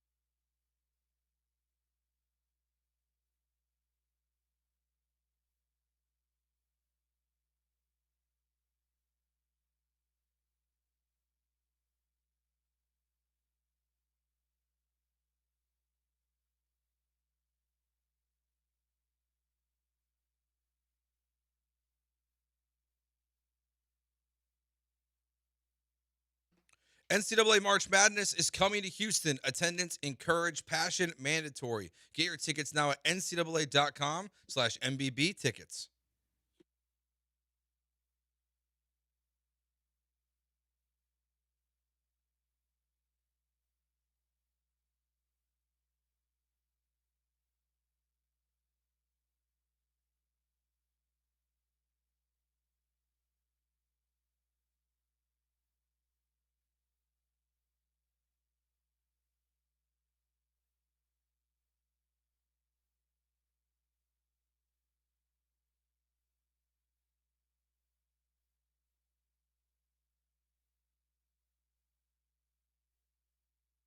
All right, Junkies of the Day, 713-780-ESPN. All right. What are you watching tonight, Joe, before Junkie of the Day? Basketball. The Rockets at 8:30. Yeah. And whatever game comes on before that. NBA? No, March Madness. Well, they got Prairie View's playing right now. That'll be over by the time I get home. Cal and Miami, Ohio's the nightcap.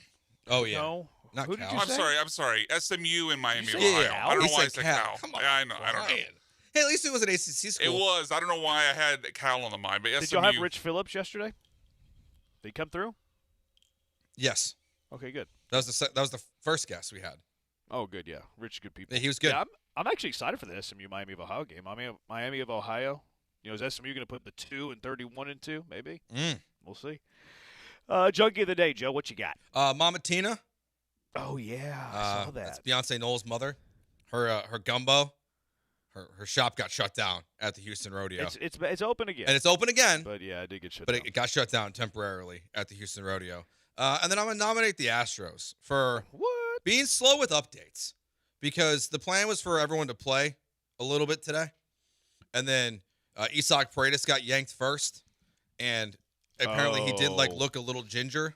But it was just raining. He's redheaded now. Yeah. Looked like Michael Connor. Yeah, it was like Michael Connor was out there.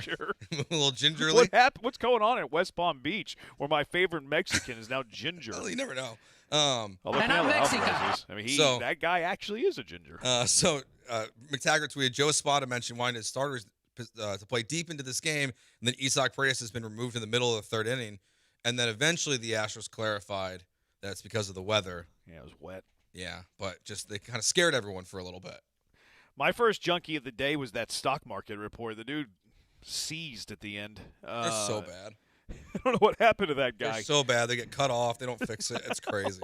That was my junkie of the day. He just kind of he sputtered at the end, crashed out. And then Auburn basketball, they tweeted out 18 wins.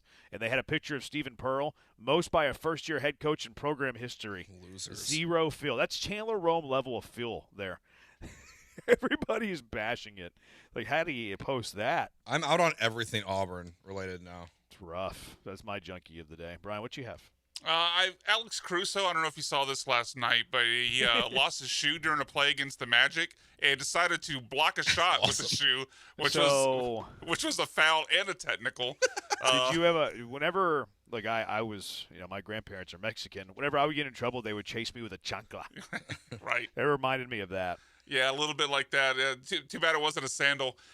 Tyler Shuck, I don't know if you saw this. He was on one of the Mardi Gras floats in New Orleans, and he was throwing footballs off, souvenir footballs, but he was throwing heaters, absolute bullet passes, and they asked him why he was throwing the ball so hard. He said he got a little liquored up beforehand. He just started throwing heaters. Like Vanderjack to the Pro Bowl. Yeah, got all liquored up and ran his mouth or started throwing heaters. And then last nomination goes to Karen Keith. Yeah, Keith. Junkies of the day on the text line, Josh from Seabrook, Cleveland Browns for submitting a rule proposal to allow draft selection to be traded up to 5 seasons in the future. Ironically, the stipend rule exists in the NBA because of another Cleveland franchise. Hands down, Junkie of the day is Keith. Junkie of the day is by far Keith turning into Karen. Junkie of the day is me, says a junkie, for misspelling pissed while safely stopped at a red light. That's rough. Tough look. Tough. Another junkie of the day comes in for Keith on the text line. So, what's winning, boys? I mean, it's Keith. Sorry, Keith. At least he won something today. Alex double dipping at the gas pumps, says Alex. I don't know what that means. Yeah, Keith, congratulations. You're our junkie of the day. Couldn't happen to a better person. Hopefully you go for a repeat tomorrow, perhaps. Hall of Fame, Brad Gilmore, the second member of Harlem Heat. Booker T coming up at 8. Comicast at 7. Destination 2026 coming up next. Make sure you sign up. Rocket Madness, ESPN975.com. Fill it out. Ends at 11. You have to sign up by 11 tomorrow. Great prizes. Also be at Nick's Place tomorrow from noon until 6. Does it for us. Thanks to Brian for the hard work. He is Joe. I am Jeremy. Glenn Davis, Destination 2026 right now on ESPN 97.5.